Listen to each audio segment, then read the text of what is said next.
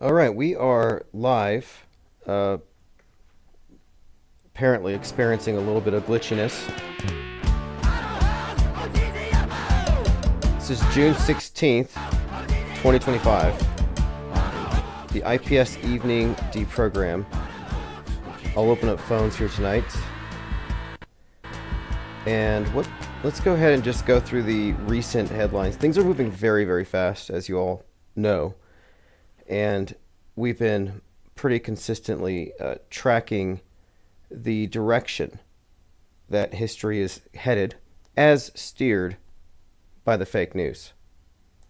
And we've also noted the concurrence, the alignments between the entertainment fictional universes and the fictional universe of the mainstream mediation. And there has been a consistent theme unfolding. And as we were talking about last week, the atom bomb, the nuke, the fallout, some city in America getting Oppenheimered, that's all been on the menu pretty close. And in recent days, it's become even closer that is, in fact, the story. In fact, let's just go ahead and go through the most recent headlines here. I've been following a lot and recognizing a lot of patterns. For example, a lot of hype, a lot of engagement bait, as you would expect. A breaking U.S. nuclear sniffer plane has taken off from Omaha, flying across multiple states. It only flies when there's a serious nuclear threat. This follows Israeli strikes on Iranian nuclear facilities and escalating threats of retaliation. So sniffer planes. I didn't even know about these until recently. And so you see these stories come out. Then you see other stuff, mostly CGI. And then you just wait. You just wait. So I tweet this stuff and I'm like, you know what? I'm not going to be in a rush because pretty much everything you're saying is probably miscontextualized. It could be from a video game. It could be from a movie. People wouldn't know the difference. Last week I was talking about the character on Twitter named Donut who was putting up videos of rioters, and these rioters were confronted by this Godzilla. And of course, it looks super real, but it's fake. But it's just showing how fakeable things are. All right, so that plane, the video is not from a nuclear sniffer, additional context, but are they still sniffing for nukes? I don't know. Here's Eric Trump, who says that if Mexico sends rockets into the United States, I think they would be decapitated in about 4 seconds.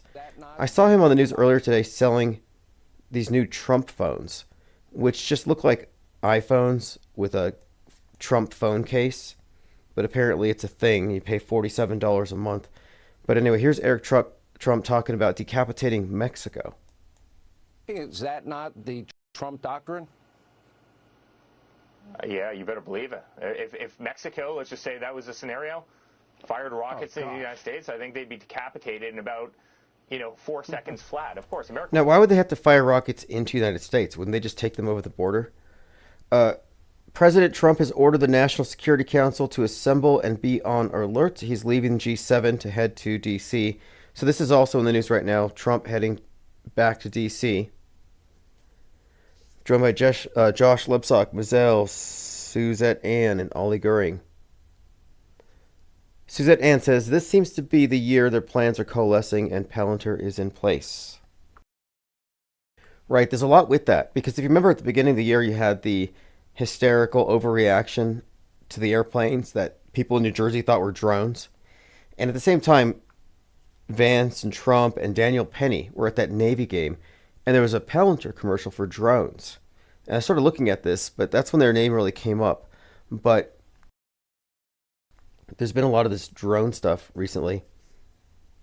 Did you all see the parade, the military parade? It was kind of pathetic. I mean, really, it was not as impressive as what we see from like North Korea, for example. They should have CGI'd the thing. But I did see some soldiers carrying drones. And it's like, why do you need to know how to march in step if your job is basically to be really good at video games, to be a drone operator? And it's interesting to consider the level of fakeability, how it scales up as more things get outsourced to robot dogs and drones. No one's going to have any first-hand information. It'll be dummies versus dummies, basically. Decoys versus decoys. It's all simulation. It's all mind war. But the mind war is real. I mean, there's no doubt. And what we're looking at here is the setup, the staging. And I see this chorus among alt-right media types, conspiracy theorists saying, false flag incoming.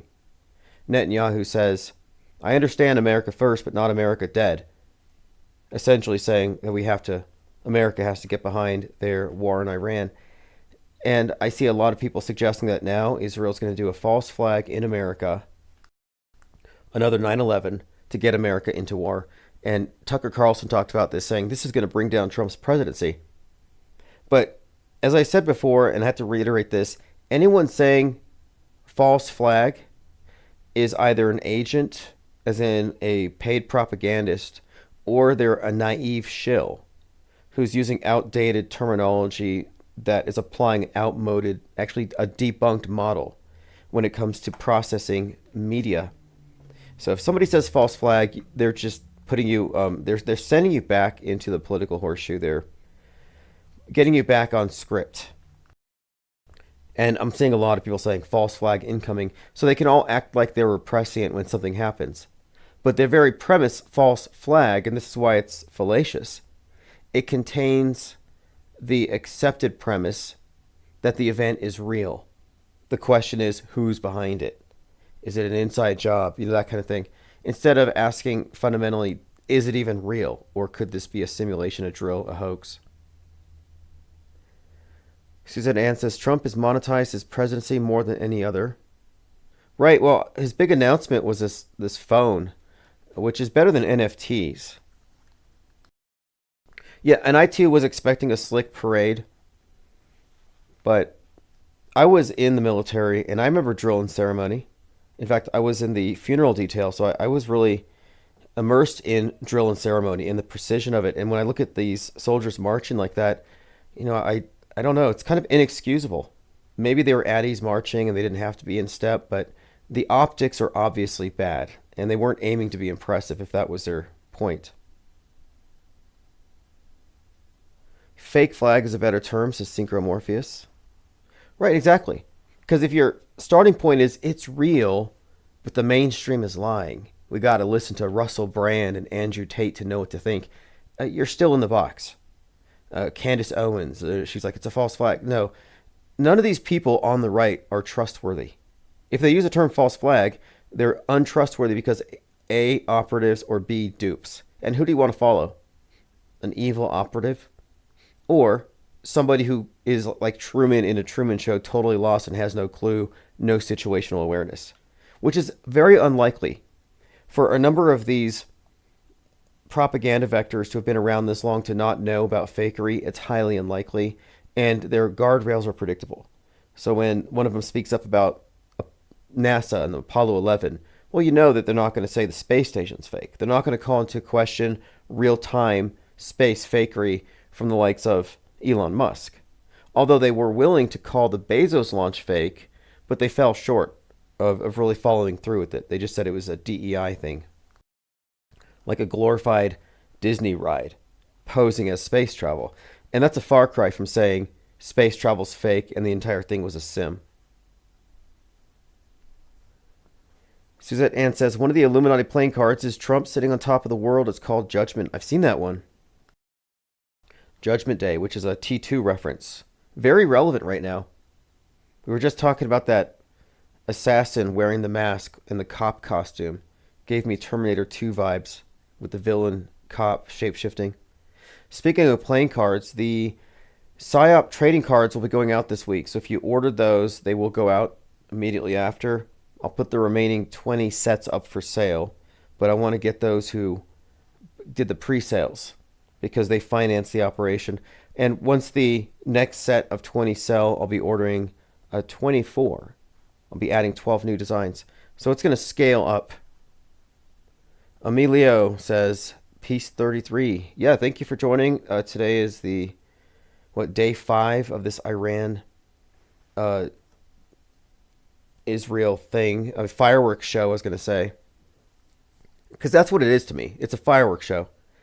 But if you heard anything we were talking about like a week ago, it was about the media foreshadowing for the disaster from the sky, blackouts, fallout, nukes being hinted at. And I'll go through some of the things we were talking about just so you can see the context. Because what I'm really doing here is I'm reframing the news, specifically the big events that become our history, the fake news events, the contrived scenes in our Ministry of Truth's version of history that we're all meant to just tacitly accept as real. But we're looking at it through the lens of it being part of a media ecosystem, which isn't separate from the entertainment. And one of the breakthroughs here on this channel, this think tank, has been the recognition that the entertainment, when it's highly promoted, we're talking top tier entertainment, Netflix, Hollywood, whatever it is, if it's heavily promoted, it's the #1 show of the week. If it's trending, there's you can pretty much be certain that it will contain propaganda messaging, narratives, and imagery that perfectly correlates with what is about to happen or what is happening in the realm of fake news. So the fake news and entertainment synchronization is one of the things that we've really been honing in on for some time here. So this is far different from what people generally term predictive programming, which is a facet, but what really predictive programming is concurrent programming in the past. It's just because it's always running current with it. It's not just foreshadowing, but rather it looks that way retrospect. But this goes back. I mean, we find examples back with Lee Harvey Oswald and 2 different Frank Sinatra films that were said to have been an inspiration. Suddenly and Manchurian Candidate. But one of the characters, I was looking at this character named Valentina, this villain in Thunderbolts. So now Thunderbolts, I haven't seen it, but I saw the trailer alongside the trailer for Fantastic Four when I went to go see that Final Destination. And in the trailer, you know, you've got blackouts, stuff falling from the sky, explosions in the sky. Sound familiar? Because it was foreshadowing what we're seeing right now. And the villain who has this weapon, which I think it's called the Sentry, or it's called the Void or something. I'm waiting for my internet to catch up with us here on Minds.com. But this villain has this very distinctive feature: dark hair and a white skunk stripe. And here she is unleashing this weapon that involves a blackout in New York. And then we have Tulsi Gabbard coming out describing her visit to Hiroshima, describing how terrible a nuke would be at this time. And if you're not familiar with Tulsi Gabbard, she has a very distinctive white stripe in front of her face on her hair's dark with this one white stripe. And she looks like a mirror of this villain in Thunderbolts. So we have this correlation here, not just the hair, but the timing and the weapon being invoked, the description of it. And I just took this to be more reinforcement of the same. And you go a little further with this, and you find that this build-up towards this disaster from the sky was consistent in all the trailers leading up to Final Destination. Fantastic Four had a similar scenario. And so I'm looking at all these in conjunction, and it's just pretty clear to me that there's this concerted messaging. That's how I would describe it, concerted messaging. All right, I think we're getting somewhere here. I don't know what's up with Minds.com. Now, for the record here, there has been a lot of consistent messaging regarding a blackout. And I don't necessarily think that they're going to destroy the infrastructure to where we're not able to communicate online. I think that's necessary for us to be able to be integrated into the hive mind so they can influence us with all their AI bots, their algorithms, their influence operations. They don't want us to be unplugged. But I do think they are building towards an agenda that was reflected in Mountainhead. And Mountainhead preceded the riots in LA. And it's about riots across America. Before King's Day, where we had 1,800, disappointingly bland protests, but they were there. But Mountainhead is about this generative AI getting so realistic that it's wreaking havoc in the world. And it's kind of interesting to think about how that's already the case. Long before generative AI, deep fakes, psyops, propaganda, fake news has always been used to move us around. You know, we're farmed around on the world stage by our emotions, by how well they can manipulate us en masse, as Edward Bernays wrote about in Propaganda. And again, Edward Bernays, relative of the first CEO and co-founder of Netflix. So look at this. Strange coincidence. The Air India flight that crashed, this was a couple of days ago, had a similar ad image featured in the morning edition of the midday newspaper. So the midday newspaper has a Dad's Day Out, Father's Day themed image, and has a plane poking out of a building. So you have the advertisement, and then this is concurrent with the plane crash, and you have the plane sticking out of the building. Now, am I saying the plane crash is fake? Not necessarily. I mean, I don't know how you would fake that, although there are some strange coincidences in this. So again, I don't say something's real just because it's a headline, because I don't have enough information. But nor do I say it's fake because of a headline. But these types of coincidences add up. So let's just continue, because this has me looking deeper. There was one survivor in the crash. It killed 260 people. One survivor. He said, "Bodies all around me. Air India crash survivor tells what happened in the 33 seconds of horror." Oh, so the Boeing 787 Dreamliner crashed 33 seconds after takeoff.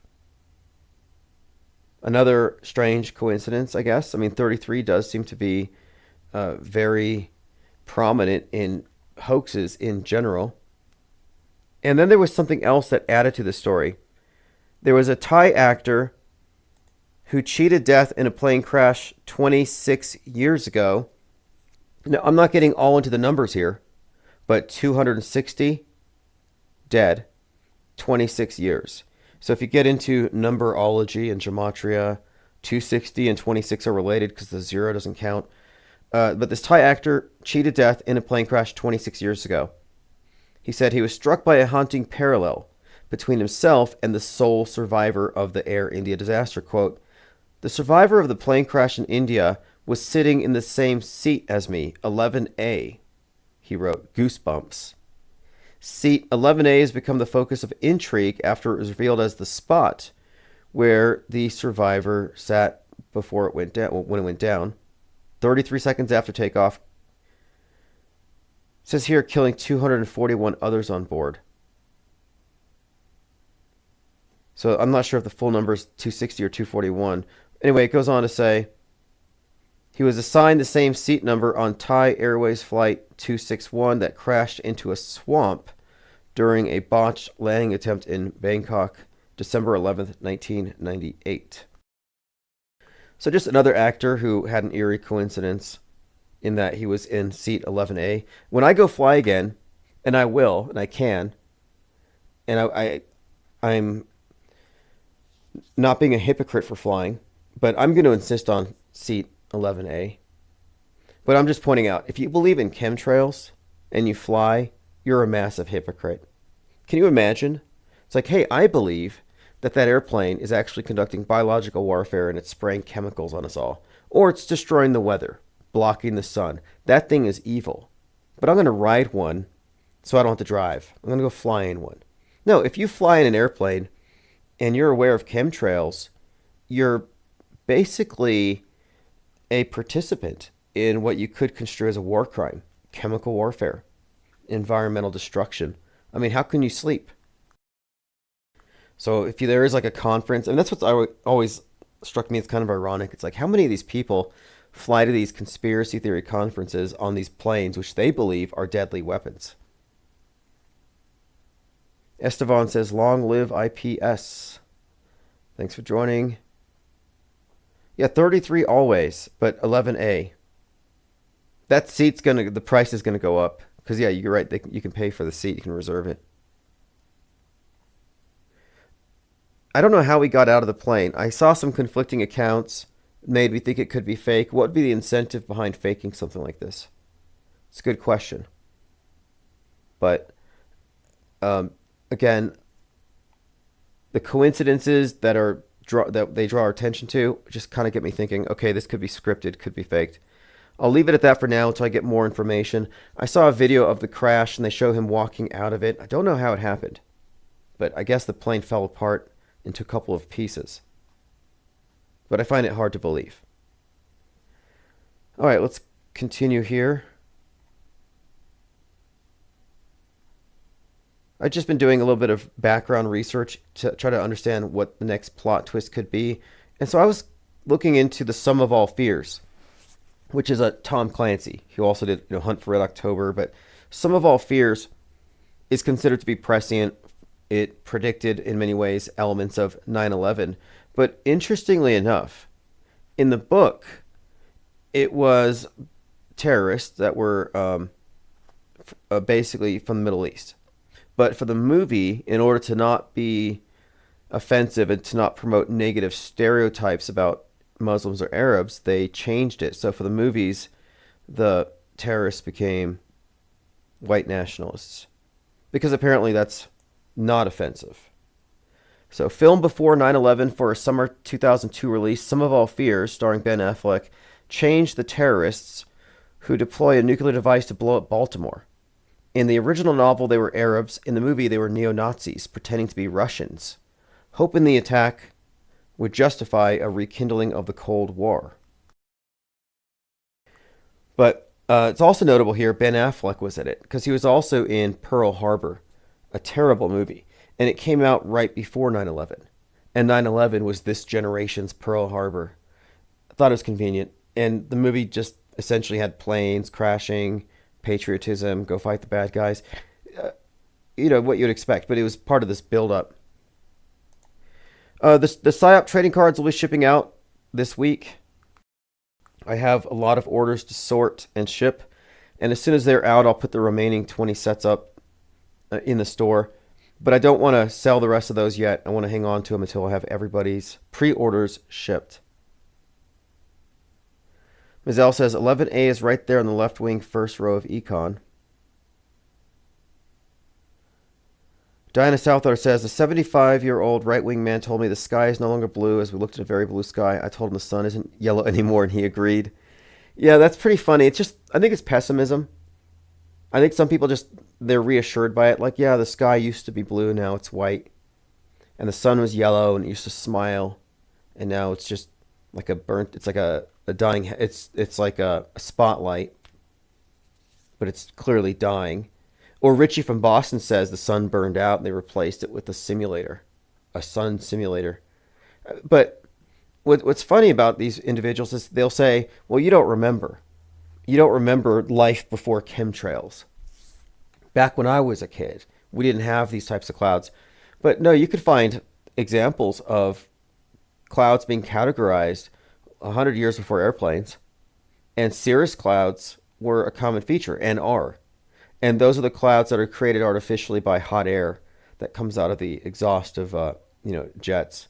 But this is a topic that we often get into is not just the chemtrail thing, but what's attached to it. And I think it's this very pessimistic worldview, the red pill, where the red pillars believe that the sun used to be yellow and the sky used to be blue. It's like, well, it depends on what time of day, where you're looking. I go out quite often and yeah, the sky is blue. But if I were only getting my information from chemtrail alarmists, I would think that the sky was probably just like this milky white, maybe metallic iridescence, but chemical filled. Obviously, like I actually was looking on Twitter and I came across this woman who said that she has a cough because of chemtrails and she doesn't walk her dog anymore because of chemtrails. I'm like, really? Misidentified cirrus clouds, basically ice crystals, have you locking down your dog like it's COVID? Like your dog no longer gets to walk? That's animal abuse. I mean, that's just horrific. And this is what I would call a mind war casualty. And these people are worse than climate change activists, in my opinion. But I'm going to find you this tweet. I really couldn't believe it. Well, actually, I could believe it. I used to actually chastise people. This is why I find it hard to believe, is I used to jokingly say, don't walk your dogs. Chemtrails are really bad today. Or put a mask on your dog. I would kind of troll people about this, and now they're quite literally not taking their dogs for walks. And by the way, I use a bot to promote my book, Chemtrail Hoax. And this bot, and I turned it off. I didn't want to get flagged for spam, but I ran a test. So for 2 weeks, it was responding to any tweet where somebody mentioned chemtrails, and it would promote this book. And it wouldn't even be confrontational. It'd say, hey, for an interesting new perspective, or it would randomize it. But the book's called The Chemtrail Hoax. And it went from like 75 to number 11 in Kindle's 30-minute science and math short reads. So it's number 11. Now it's kind of a niche category. How many of your friends go and search for 30-minute science reads? But it has its audience. And so I'm going to build on this book. I'm going to follow it up with a series of the fill-in-the-blank hoax.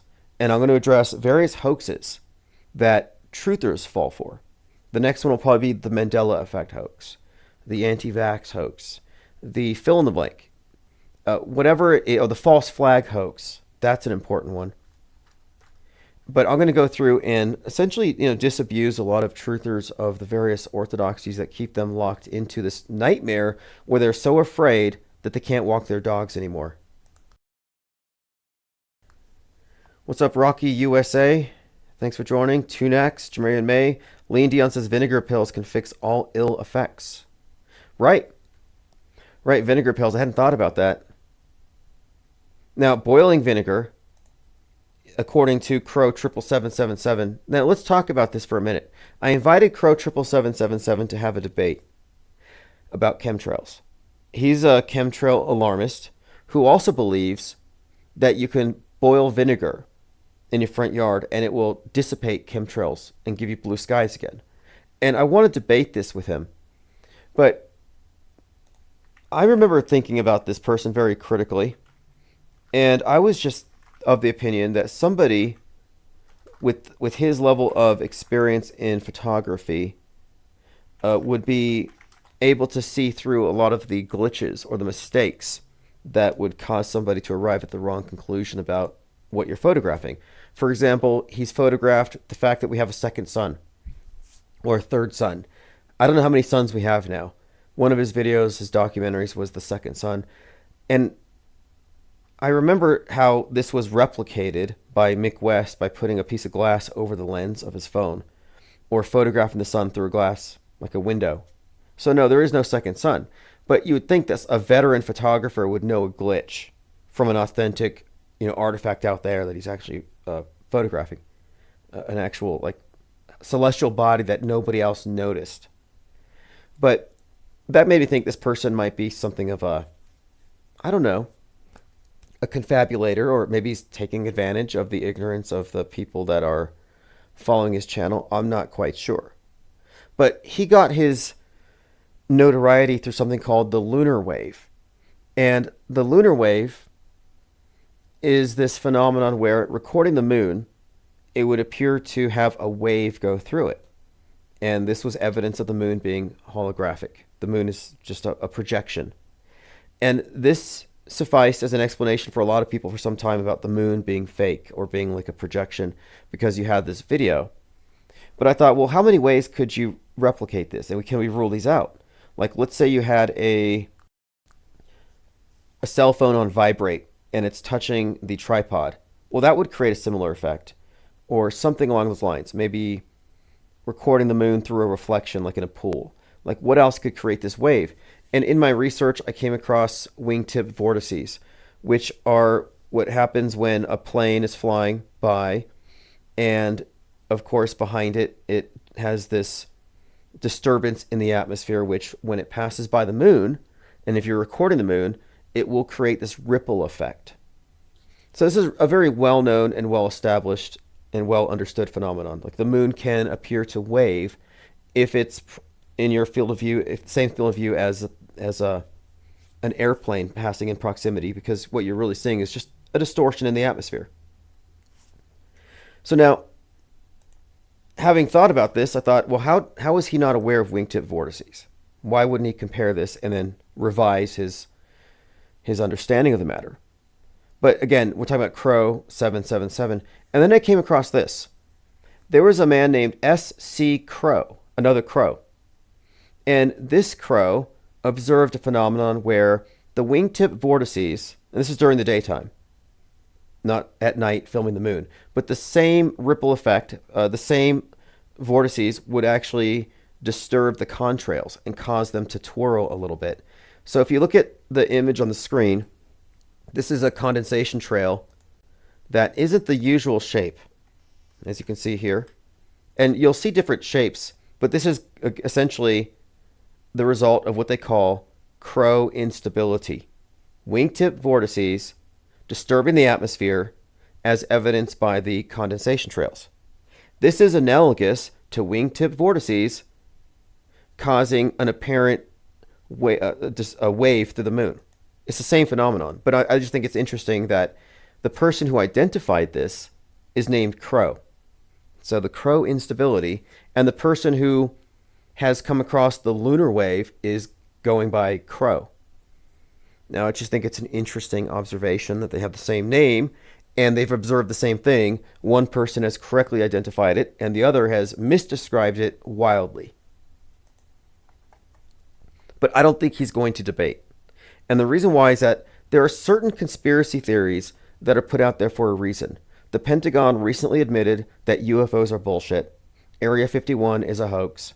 They made it all up. And if you've been listening to Infinite Plane Radio for more than a couple of years, you've already known this. Mirageman. The documentary is all about this. But it's not just UFOs. Mandela effect is another active measure. Clearly a government psyop, a Pentagon psyop, where they're employing the misinformation effect and studying its effects and how easy it is to get people to agree to whatever the gaslighter tells them is true. And I would also argue that chemtrail theory, geoengineering phobia, are also examples of Pentagon-led psyops. Yeah, chemtrails are a psyop. They're not real. Mandela effect is a psyop. There are no Mandela effects, but the effect itself is a psyop. They want you to believe in it. And I'm saying it's the same here. So the fact is, if he's not willing to back up on his claim that boiling vinegar dissipates cirrus clouds, then you can rest assured that he's a propaganda vector for Big Brother. And he's disseminating some Pentagon conspiracy theory meant to turn your mind to mush. And we'll see. But the fact of it is, boiling vinegar and any kind of changes in the clouds 30,000 feet over your head is really a misinterpretation. It's what you would call faulty causality. All right, let's see here. Let's go through your comments. The beheaded one says, so would you say people like Bob Lazar are shill and controlled? 100%. It's one of two things. They're either totally shills, like agents, operatives, disinformation, or they're fools. And the target for the misinformation campaign in the documentary The Mirageman was fooled by special agents from the Air Force. And when they told him the truth, he didn't want to believe it. He ended up being institutionalized. He was committed. He went mad. But no, I'd say there's no plausible deniability. I mean, you might, if you like the person, you might say, okay, he's just a doofus and he got fooled. He's just a Truman in a Truman Show. But if you have any respect for them and their work, their intellect, then you just have to recognize that you're dealing with an operative, a state actor. You're dealing with a propagandist who is essentially part of a major psyop and is wittingly a part of it and probably compensated quite well. So, I don't run to the explanation, oh, he's probably just well-intentioned and he's being fooled. No way. I mean, these big channels, these big propaganda vectors have access to the same information we have access to. All right, let's see here. Esteban says, I put Rose on fool's notice. Well, there's going to be a point here. I mean, this is the reason why we do this is very simple. We are breaking away from controlled opposition media. Controlled opposition media is comprised of all of the anti-positions to the mainstream pro-positions. And all of these assume the fundamental reality of whatever is being proposed on the world stage at that moment. In other words, the auto believers in the mainstream and the auto believers in the alternative media. Like, they both agree on whatever is being reported. They just disagree on what should be done about it. They're not media skeptics. And in order to separate from the non-skeptical media, we need to break away from the different beliefs that hold them in that alternative media box. And you're in the box if you adhere to certain, what I call guardrails, but essentially the orthodoxies. It's like, if you believe that this particular group controls the world, you're in the box. And this is left or right, because these are analogous systems. It's actually a parallel system. This political horseshoe model has never been more evident than it is right now. And I've said before, it's not a theory, that it's a model they've applied to the world stage. And the anti-geoengineering is the controlled opposition counterpoint to climate change. So you're fundamentally no different than Greta if you're against geoengineering. And what does it mean to be against it? Like, look at me, I'm virtue signaling, I'm against this bad thing. It doesn't mean anything.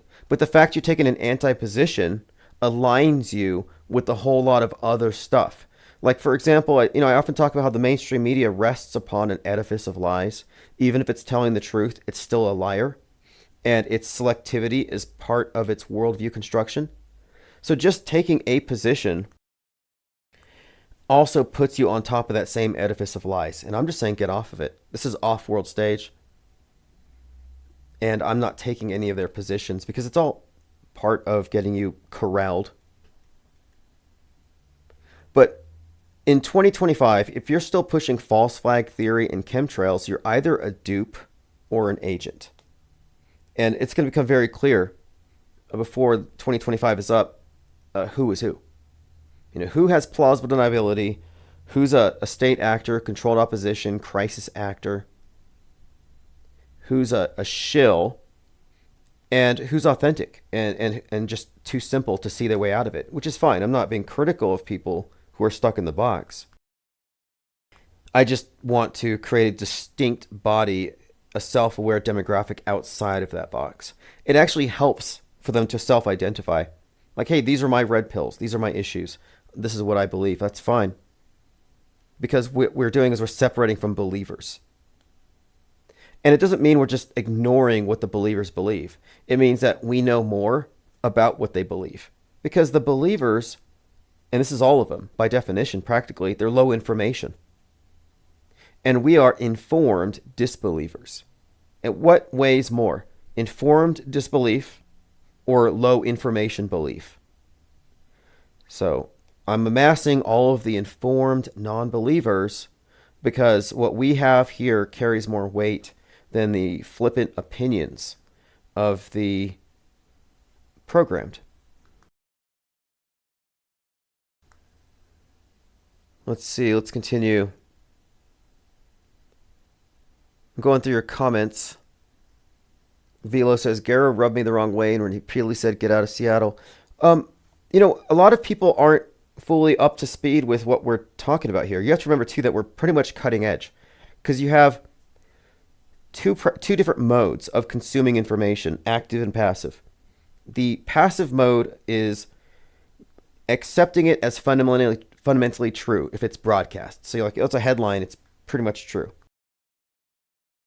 But if you're a conspiracy theorist, you just reject the mainstream. But if Alex Jones says it, or Ian Carroll, or Candace Owens, it's fundamentally true. If some alternative media mouthpiece, if Tucker Carlson says it, it's true.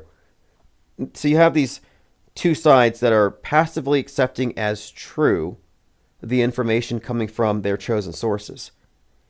The alternative, the active consumption of media, means the deliberate suspension of judgment so more information could be amassed before agreeing that something is true. And there is no active consumption of media on the world stage, and that's pretty much where we're at. But until you arrive at a skeptical approach here, and until you arrive at the understanding of media fakery and how systemic it is, you might not be fully apprised of how fake things are and how the general premise, the general approach should be fake until proven real with any major event, because these major events aren't just to scare people. It's not just for clicks. These are historic events. They write our history in advance. They act it out on the world stage. And these are theatrical events, theatrical productions. They're not putting things, they're not like randomly making it up as they go. So the premise here that they're faking things as a matter of course is really what separates us from passive news consumers who think that stuff is really happening, that people are really dying. It used to challenge people greatly when I would say nobody died on 9/11. A lot of people have a problem with that. Or January 6th was a total staged event. Nobody died on January 6th. Nobody died at Uvalde. And you can say nobody died at Sandy Hook now because Alex Jones just had his verdict overturned. He's not going to have to pay a dime. It was what, 56 million or something? They overturned it. There's no consequence for calling out the fakery. Nobody actually cares. Nobody cares either way. Most people are too apathetic to care. The people who believe in the school shootings don't actually care about them. Much less the idea that this is a deep state plot to take the guns. They're just like, let's just move on. Like, if you think about it too, the skeptic of media, the auto hoaxer, the media critic who is a informed disbeliever, their worldview is much brighter. Like, not only are our skies still blue and our sun is still yellow, but the death toll is much lower. I mean, imagine being a true believer in mainstream media. You think that millions of people died of the bat soup thing, or that hundreds of thousands of kids die in school shootings every day. Like, think about how high their death tolls are. Like, they live in a very dark world. Conspiracy theorists also do. I mean, the world stage is a very dark place. But when you take the subtractive view, which is what we're talking about here, the active media consumption skepticism, or the subtractive view where you subtract what can't be verified before proceeding, if you take that view, you recognize that no, actually, far fewer people died. There are far fewer threats. And most of the things that scare people as far as weapons of mass destruction are really just replacement God constructs. Because media has supplanted religion entirely at this point. I mean, you can still have your traditional religions, but it's pretty clear that these are all just subsets of this meta-religion, what I call nascitology. But the dominant paradigm and the mass media that supports it is the new religion. Echolocation. About predictions. I think what we're talking about here is essentially the same thing. See, there is this consistent pattern of build-up towards these major world stage events. Think about the decades of predictive programming, of media foreshadowing for Donald Trump, or for the Twin Towers going down. And so or even 2020. I mean, there's plenty for 2020, and very specific stuff, as with everything else. But I would even argue that most of the zombie movies were just preparing us for quarantine. But what we have been consistently talking about since like 2018 here is just the consistent buildup for the destruction of the very iconic Space Needle. And every year, it gets more pronounced. And this year, it's reached something of a crescendo with this Final Destination coming out in concert with the real Space Needle opening Skyliner. And, of course, the movie being released at this time in the context of other movies that all correlate with this general theme. And the general theme has to do with the West, the sinking of the West, the Tower of Babel being knocked over, blackouts, nukes, but there has been this consistent buildup. But this idea that nobody dies at these events is pretty new. And in Jurassic Liars' view, he doesn't have confidence that they're not going to wipe people out. That what they're going to do is so monumental, it's going to be a 9/11 scale event, but globally, that what would it matter? I can kind of see the reasoning there. You know, a major grand escalation. So my apologies if you're in Seattle and you get wiped out, and it's because I told you not to take it seriously. But at this point, I think the best predictor of future events is just past behavior. It just seems that this has been the pattern. It's not like once in a while they stage something to accelerate the direction of human events in a certain way. Like, let's start this clash of civilizations. Let's do a 9/11. These things aren't made up on the spot, and they're not unpredictable. These are stories. Like, we are witnessing history in the making every day. And it's being made in a very centralized way, but it appears to be very fragmented and disconnected, like all these different independent groups. But no, there's no real distinction between entertainment and news. And this is global. We're talking about paradigm control and the internal consistency of this closed system, meaning everybody participates in it. And it's, of course, because the same backstage, I think, applies all around. You have all the different nations faking space the same way. Some of them are worse than others. My criticism of the Chinese space station has been mainly that it looks like they ordered the space station on Temu. In fact, they were in the news today. Look at this. Glass of water on China's space station sparks conspiracy theories. But here's what science says. Now, this is not new. This is from like more than 2 years ago. But the Chinese space station is in the news because of the scene where I think they're called taikonauts. They're doing some magic tricks for children, and one of them has a mason jar full of water on the table. And some people thought, well, shouldn't that water be floating out? So what are we looking at here? It's one of two things. Truth or bait, meaning they give you a false lead so you think you can show them, hey, look, you guys, you're faking it. And then they debunk you and they say, no, this is perfectly explained by science. Or we're looking at damage control. It's one or the other. But it says here, a video from the Chinese space station shows an open glass of water. It's gone viral, and many say it proves that astronauts are not really in space. But the experts say surface tension. So the surface tension is keeping the water in the jar. Just trust them. I mean, what choice do you have? It's not like you can go up to space and test it yourself. Reaper says Trump is heading to the Situation Room. He said it was an emergency. Yeah, I saw that. He's headed to D.C. And I'm following a lot of these breaking news alerts channels. Most of them are unreliable. So I'm hesitant to share anything.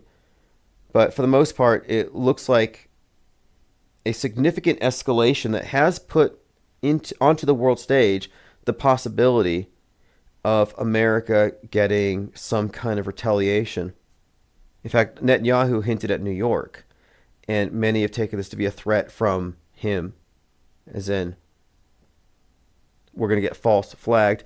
Okay, now I did see something else too. I kept seeing references to a fusion bomb. Not fission, fusion. And the difference is fusion is relatively clean. No fallout. I first heard this talked about by Neil deGrasse Tyson. And I thought, that's interesting. Why would you do a fusion bomb and not fission bomb? Well, because you wouldn't have all that fallout and harmful radioactive waste. But I thought another reason would be if you did a fusion bomb, it would be easier to fake because you wouldn't have to fake fallout. You wouldn't have to fake anything except for the CGI or the fireworks show. You wouldn't have to produce tangible evidence. Not at all. By the way, I was making an application today, which I will probably release tomorrow, and I came across more guard railing. So I go to these various web development websites. I went to ChatGPT, and I said, I want a website app with an easy user interface where you enter your zip code, and it'll tell you the likelihood of chemtrails over your house or over your zip code. And the instructions I gave it, again, this is just one of these, like ChatGPT, you tell it what to do and it'll construct the app for you. And then you get it created and you platform it somewhere and then people can use it.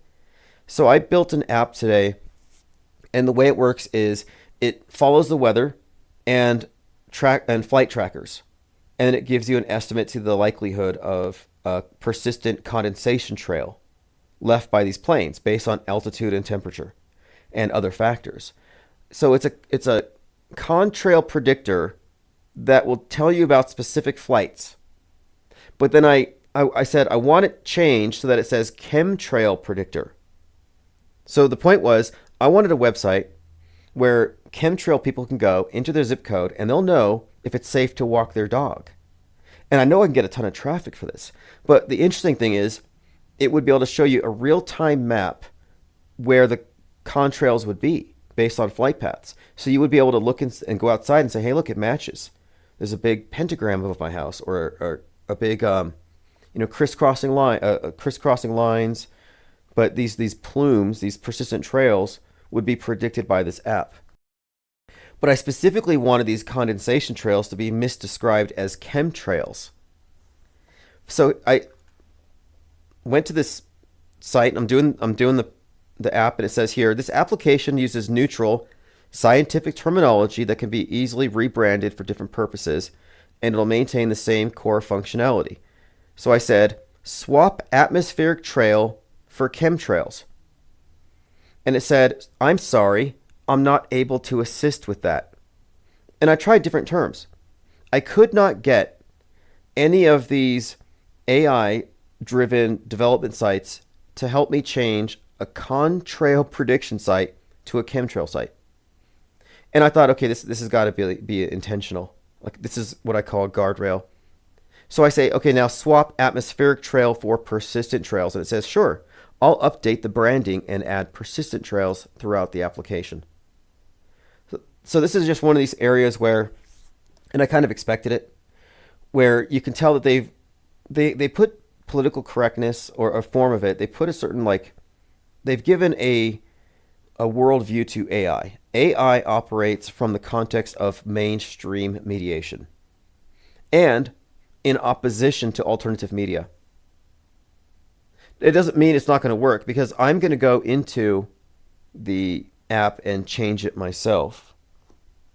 Jamarian May says, what color is the sky? Well, does the sky have a color? Does the sun have a color? Was the sun ever yellow is not really the question they should be asking, because the sun is like all of them. It just really depends. And as far as the quote color of the sky, the question is somewhat misleading, because our senses are something of an interpretation of things anyway, but there's so many factors. But it's really about light scattering. It also depends. Sunrise, sunset, at night, during storms. But the idea that it's not blue anymore sets up the false premise that it was once blue and now it's not. Reaper says, if you stand outside long enough, you can see how trails never dissipate. They become clouds. No, when you frame your argument as, when you do this, you can see that, that's called shifting the burden of proof. That's another way of making an assertion without providing evidence. And any assertion made without evidence, and this is Hitchens' razor, can be dismissed without evidence. So I will dismiss your assertions just flat out. Like, you could just go to the woods and you can see Bigfoot. Like, no, that's not an argument in favor of Bigfoot's existence. And nobody has evidence for chemtrails. And that might sound like a bold statement, but I can prove it. The only way you can prove chemtrails is to give us a photograph with metadata and cross-reference that with known flights. And then you take that known flight that provided that trail, not a military jet, not a secret jet, but it's actually a known commercial airline. And then you look at the weather and see, is this consistent with the formation of persistent condensation trails at this altitude, temperature, pressure, etc.? And it's a yes or a no. Another problem here, too, is there is no spray. Reaper says it's not an argument, it's a direct observation. No, it's not. You don't have any evidence. And if you really believed it, A, you would wear a mask. B, you would have called the cops.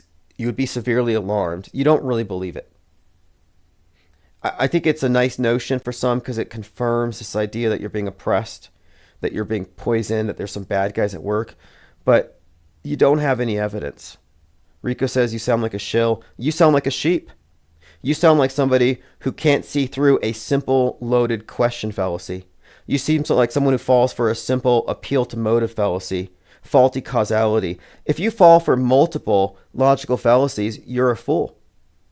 And your mind is putty in the hands of Big Brother. So you can call me a shill, but I'd rather be called a shill for seeing through some bullshit than have my mind easily molded by some propagandist who has some Pentagon-driven psyop to cognitively impair me with. Like, no thanks. You can have your cognitive impairment. You could be afraid of clouds, be afraid to walk your dog. I feel bad for your dog. But you don't get to claim intellectual high ground because you merely believe something under false pretenses and with bad arguments. Like, no, there's no reason to be believing in chemtrails in 2025. Sorry, there isn't. But it's an emotional issue anyway for some people. They get emotional. Like, why would you be so emotional about it, but not emotional enough to take action? Like, I've said this before too. If I truly believed in it, if anybody could convince me, I would go out and start a class action lawsuit. I'd get you all paid. Like, look, if you really believe it, get 20 of your friends together, 20 of your chemtrail friends. We'll do a class action lawsuit. I'll write it. I'll use ChatGPT, but I'll write the lawsuit, and I will take them to court, and I will get you all paid for damage. Like, hey, we all have chemtrail lung. We'll cough in court. Like, we got chemtrail lung. We can't walk our dogs. The skies are no longer blue, and the sun's no longer yellow. So we're depressed. I'll get you paid. But you gotta put some skin in the game. You know, contact me. Like, hey, I want you to be my chemtrail champion, and we will stop chemtrails. Reaper's lying right now. Look, and this is another thing too, because I know you're lying. But I think this is funny. I'm going to read you a lie, because I can tell you this guy's lying, because this has happened. I've had so many people lie. It's like they have the same script. Reaper says, I've watched the flight radar, and these planes are not marked. There's no way to know where they take off from or land. That's one of the common lies of the chemtrail alarmist. They'll say, oh, I did track it. It wasn't on the... You didn't track it. And it's always like, I saw. It's anecdotal.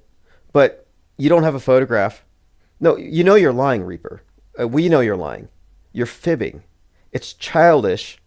And honestly, it's unbecoming of a media skeptic to just come out here and try to lie to media skeptics like we wouldn't see through it. Like, you're actually fibbing right now. You've never seen unmarked planes perpetrating chemical warfare over American soil. Just stop. Like, yeah, I saw these unmarked planes and they were spraying poisons on us and they were somehow not shot down by F-16s. Like, you're talking about chemical warfare. No, there are no secret planes flying around. Yeah, I am calling you a liar, a confabulator, an enemy propagandist. What else can I call you? And if you're not getting paid to do this, then you're doing so out of some sort of virtue signaling. So you may not be malicious, but you're certainly virtue signaling. And you're also lying on behalf of a belief system, which is what religious people do. But lies have no currency here. But thank you for demonstrating the intrinsic dishonesty required to be a chemtrail boofer, because you cannot promote chemtrails without being a fool or a liar. And there are at least half a dozen logical fallacies intrinsic to that belief. Not to mention the appeals to ignorance. The appeal to ignorance fallacy is terrible in this one. Like, why is the sky blue? You know, is that a good question? Is that a valid question? Well, it's a valid question, but it's already been answered. And we all know it's been answered. But when someone says, what are they spraying? They're asking a question in bad faith as though it hasn't already been answered. So they're appealing to those who are ignorant of the answer so they can supply them with some propaganda line. Reaper says, I'm just a regular person. Okay, so you're not getting paid to tell lies. But we both know you're lying. And you can call in if you want. Mandela affected people, they lie their asses off all the time. But there's different forms of lies. So, for example, the people with the Mandela effect, they don't know they're lying. Because they're telling the truth in a sense. in that they do in fact remember something, but they're not remembering the actual physical object. They're remembering an imagined version of it. What happens with the Mandela effect is the person asking if you remember A or B, they're getting you to imagine option B while recalling the actual object A that you do remember. So they're taking your actual memory and now they're interfering with it by putting adjacent to it in your mental filing cabinet an alternate version. This is how false memories are created. So from then on, the Mandela affected will literally recall the imagined version of it as though it were a memory. They experience it as a memory. So they don't know they're lying because they've gaslit themselves. Now, you're lying about these imaginary planes probably for the same reason that UFO people lie about seeing flying saucers, or that Bigfoot people will hear deer and they'll say, I heard Bigfoot. So you're getting some kind of social validation out of it. There's some psychological and emotional basis for your lies, but I don't think you're getting paid for it. I don't think there's any malice.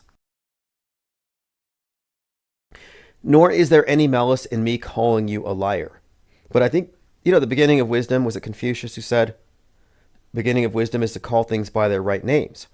So the mainstream are programmed. Alternative media, programmed. And they're all essentially subjectivist, and in a way they've been turned into liars without even knowing it. And mainly a product of gaslighting and propaganda and misinformation. They live in a world of lies. And you also live in a world of lies.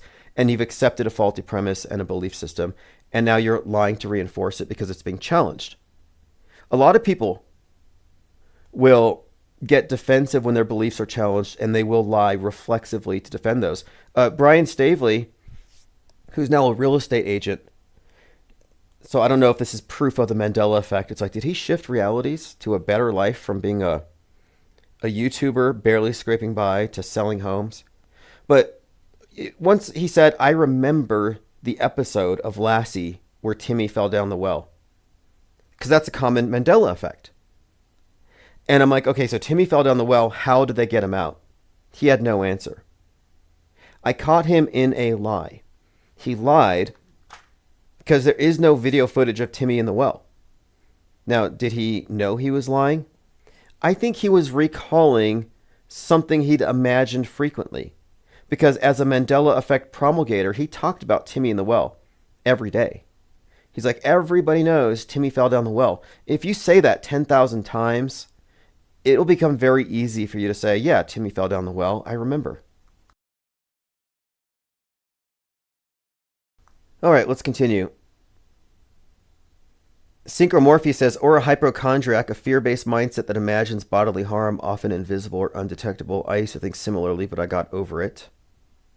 Reaper says, I'm not trying to convince anybody of anything. Yeah, I couldn't tell if that was your intention. Like, you didn't offer any convincing argument. All you did was you elucidated how unconvincing the Mandela effect premise is.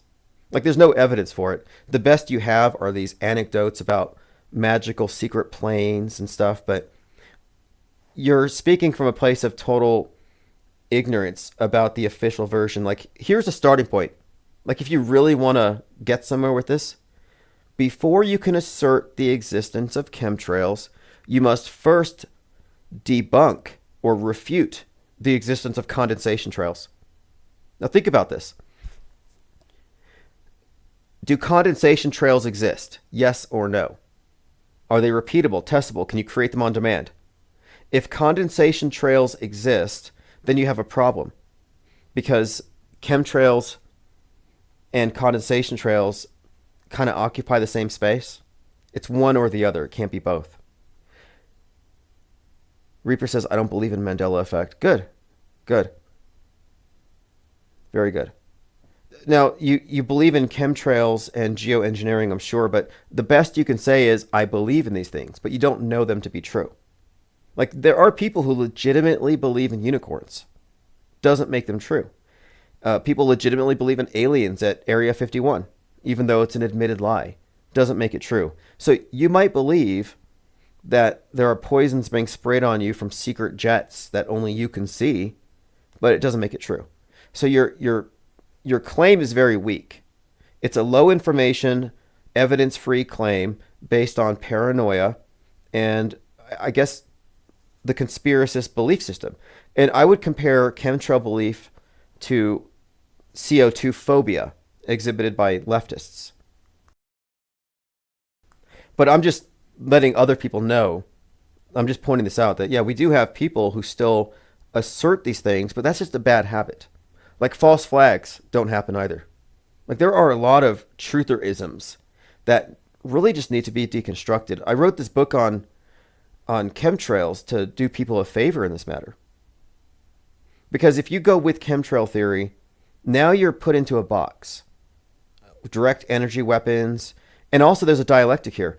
Like when Maui happened, they said, oh, it's this fire like we've never seen before. Left-wingers say, oh, it's caused by climate change. Conspiracy theorists, chemtrail people say it's direct energy weapons. Skeptics say it was probably nothing. Probably CGI. Well, the evidence suggests that it was just a psychological operation. As days go by, we find out that no, there weren't 1,500 missing kids. And the chief of police over in Maui at the time was the chief of police during the Vegas shooting psyop. I mean, there were so many indicators that the whole thing was a hoax. But the chemtrail belief system, anti-geoengineering, it puts you in the box. Because now you got Bill Gates-ophobia.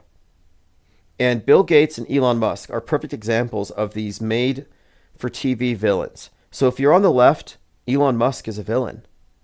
If you're on the right, Elon Musk is a savior. If you're on the left, Bill Gates is a savior. If you're on the right, Bill Gates is a villain. So if you take the position that these are villains or saviors, you're in the political horseshoe. You're brainwashed. You should be recognizing these as just two crisis actors sharing the same backstage. Reaper says, left and right are irrelevant. We all march to the beat of the war drums. Well, they're interchangeable. They're truly interchangeable. And the only option is to go off-world stage if you don't want to be in that box. There is no middle ground. There are some people who think it's safe to be in the middle or to not take strong opinions and to not go to extremes. But that position right there, you're nullified. You're pretty much safe, I guess. But the point of it, and for Reaper's benefit, even asserting the existence of chemtrails and geoengineering puts you in the box. You are making an equivalent claim to Extinction Rebellion, warning everybody about CO2. If I was up here saying CO2 is going to kill us all and the ocean levels are rising and we're all going to drown, you would probably say you're propagandizing us with mainstream fear porn. But if I were to say Bill Gates is going to block the sun and chemtrails are going to kill your dog, you're going to applaud that? No, you shouldn't. All right, let's move on. I'm just surprised, but I'm happy for it. Reaper said, I should not believe my own intuition, though. You have to have some self-doubt. You have to test things. What about optical illusions? There are still people who think that the sun is in the clouds or the moon is in the clouds. There are people who base their entire model on this. Like, oh, we live in a virtual reality and the best evidence is that the sun is in the clouds. Okay, here's an easy debunk to this. Because your eyes lie to you. Your eyes tell you, yeah, the sun's right there in the clouds. No. If the clouds are 30,000 feet above your head and your neighbor, well, not your neighbor, but your friend, 500 miles away, is looking at the same sun and the same moon, the clouds above his head are clearly not the same clouds above your head. Yet both of you will experience the illusion of the sun or moon being in the clouds above their heads. And the sun can't be in both. So you can't fall for optical illusions. And no, your intuition isn't good enough because your intuition is influenced by emotion. And there's an appeal to emotion built into the whole chemtrail thing anyway. An appeal to motive. Like, I went through all the different debunks and someone said to me, Oh, so you're saying that they love us, that the bad guys don't want to poison us. And I'm like, no, I'm not saying that. And is that even an argument in favor of it being true? And it stumped me for a couple of days. Then I came across the appeal to motive fallacy. An appeal to motive is simply the bad guys are so bad that we can assert they did these things. And you're presupposing the existence of bad guys and that is enough evidence for whatever you want to assert. Oh yeah, of course they're going to drink baby blood because they're so bad. No, that's not logical. Reaper says, IPS, I admit defeat in the face of so many words. Well, look, we all went through the same process, though, because I was looking at chemtrails for a long time without ever, I didn't take a hard look. You know, someone pointed out to me, I said, yeah, I do notice they're spraying. And I accepted that. They're spraying something. And I thought, okay, wait a minute here. That is really strange how it's staying up there. And it didn't make sense to me. Like regular exhaust, like why is it persistent? Why is it staying? But the flaw, the first flaw is not recognizing that the conditions 30,000 feet above your head are way different, because every 1,000 feet up you go, it's a couple of degrees colder. So you got a major temperature difference. And then the word spray implies a substance. And when you look at the volume of a trail and how many miles, like how much of a substance could exist in a plane that would create that much of a volume consistently for mile after mile? The idea that it's just hot air interacting with rarefied cold air and condensing around the particulates in the exhaust makes a lot more sense. But anyway, these are worthwhile because these faulty narratives are what keep people in the big box. And the faster you can break these down, the faster we can free up a lot of minds that are otherwise entangled.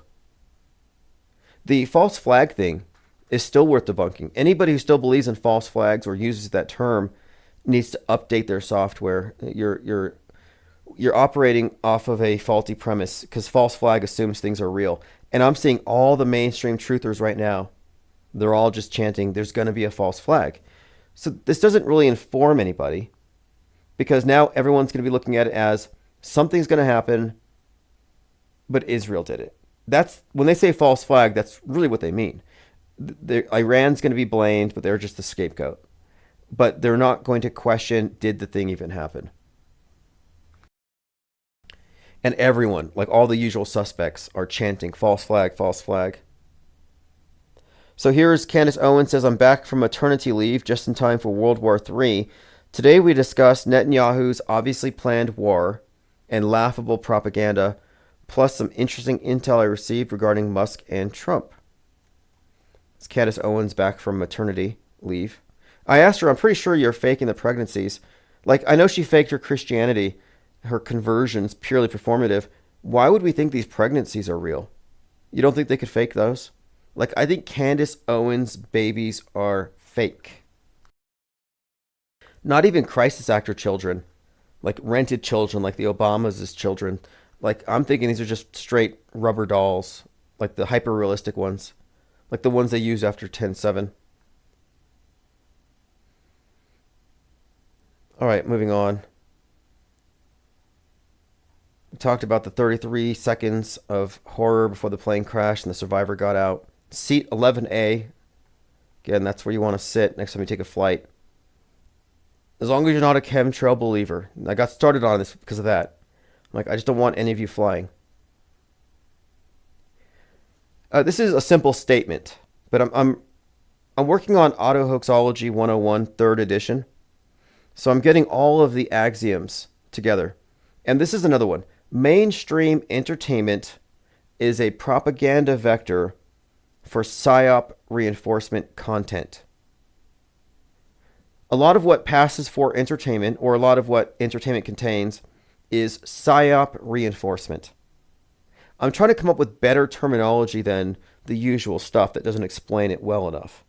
Concurrent programming is our best, I think, addition to the lexicon in terms of explaining what we're talking about. But to describe it as PSYOP reinforcement content helps drive the point home, because the content that we're describing reinforces the PSYOPs.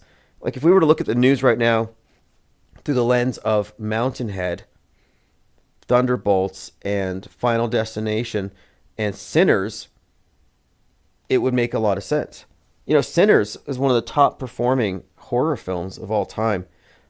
I know when I saw it, I thought this was going to be a perfect example of this alignment between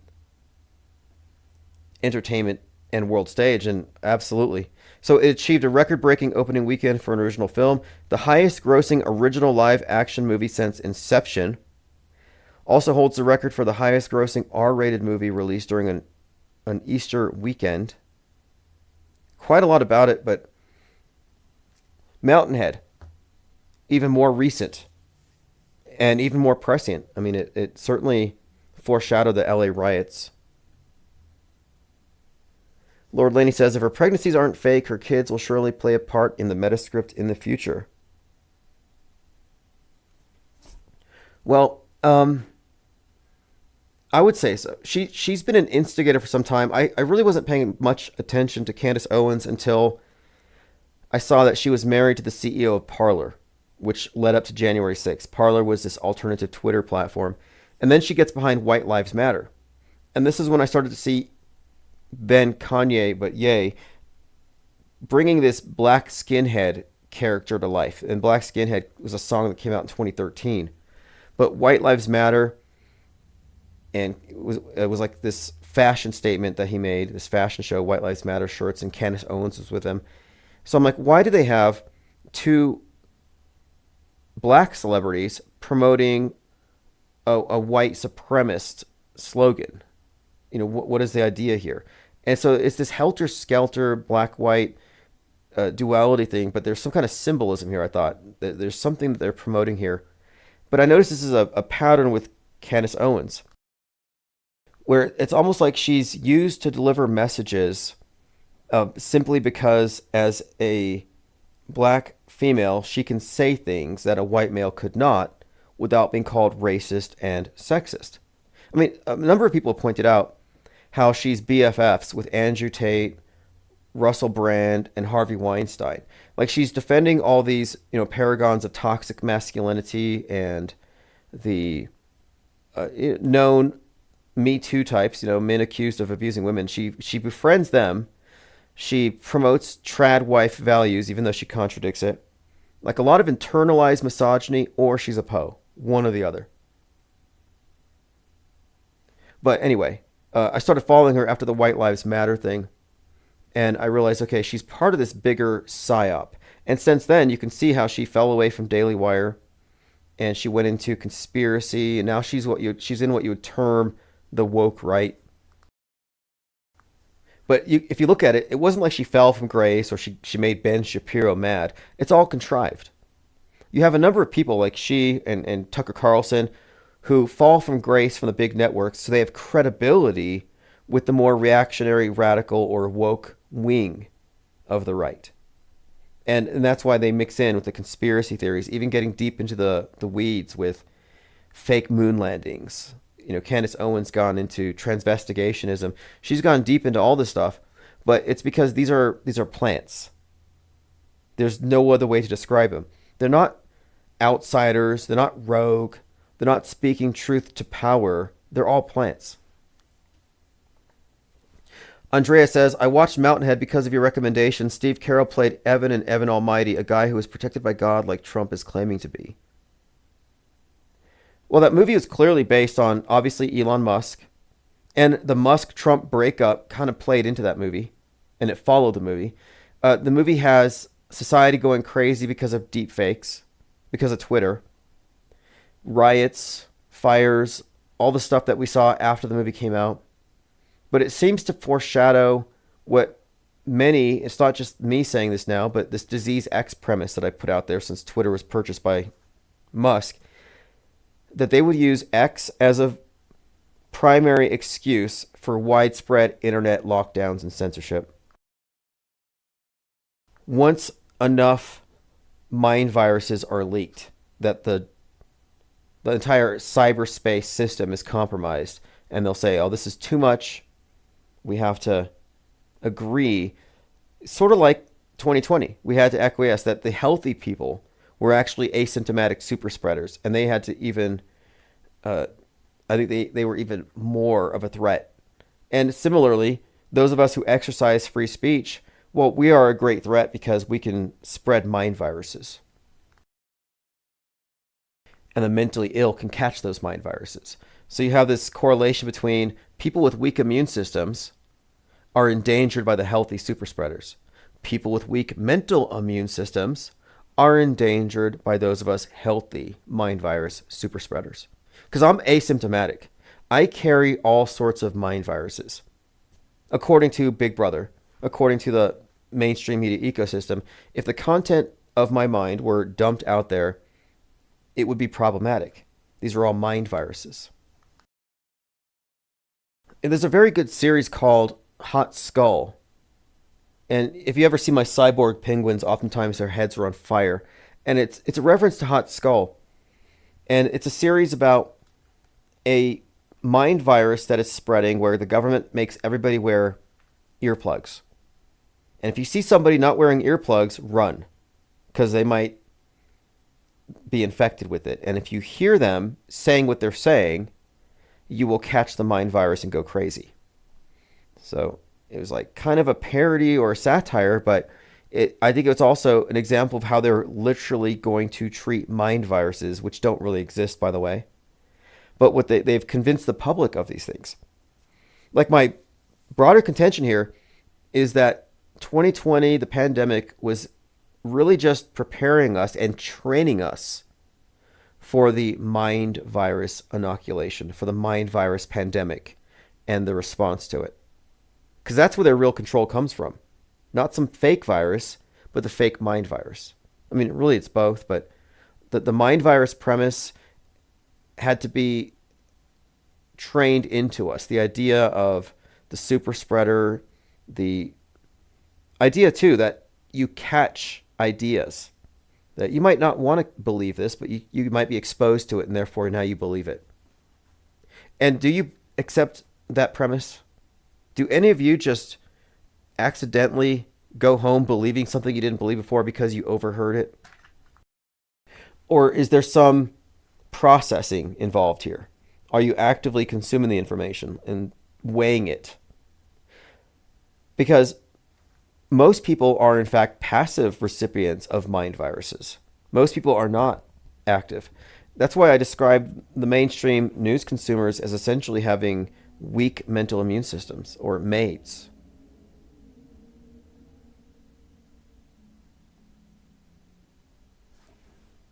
All right, let's continue. By the way, the term woke right, as I have been pointing out, I've been pointing out this because I'm noticing this trend, and I'm just putting it in context.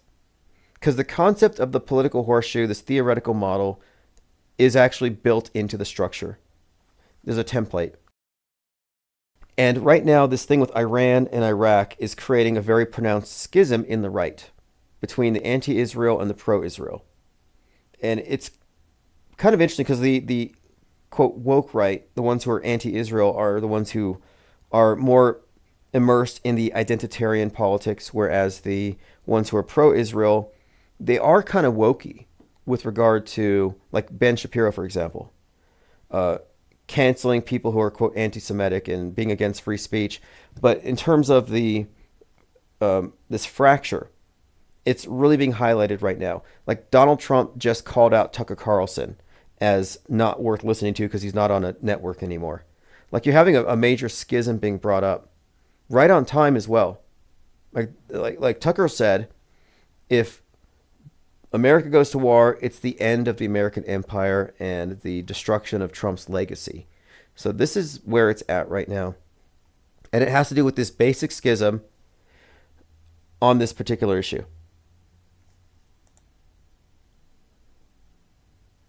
Beheaded One says, if catching a mind virus is true, then 3-6 Mafia would have dismantled all society. Exactly. They want us to think. that we need censorship. And see, here's another correlation. Like, I'm not an anti-vaxxer, nor am I a pro-vaxxer. I consider myself a non, because I'm not even taking part in the conversation because I think it's just purely political. But the concept in 2020 was that you need the government to give you an immune system or a boost. You need the government to protect you from the virus.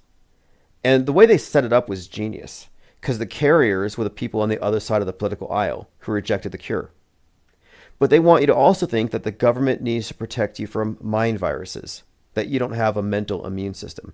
So the concept here is, do you have an immune system on your own, or does Big Brother need to provide it for you? And those who refuse it are the threats. So who is going to be refusing the internet lockdown, or who's going to refuse the calls to stop spreading certain memes? Obviously the right. So the same people who would fall into the anti-vax category are going to fall into the anti-censorship box when they try to shut down the internet. It's on the same lines. Same or analogous premise.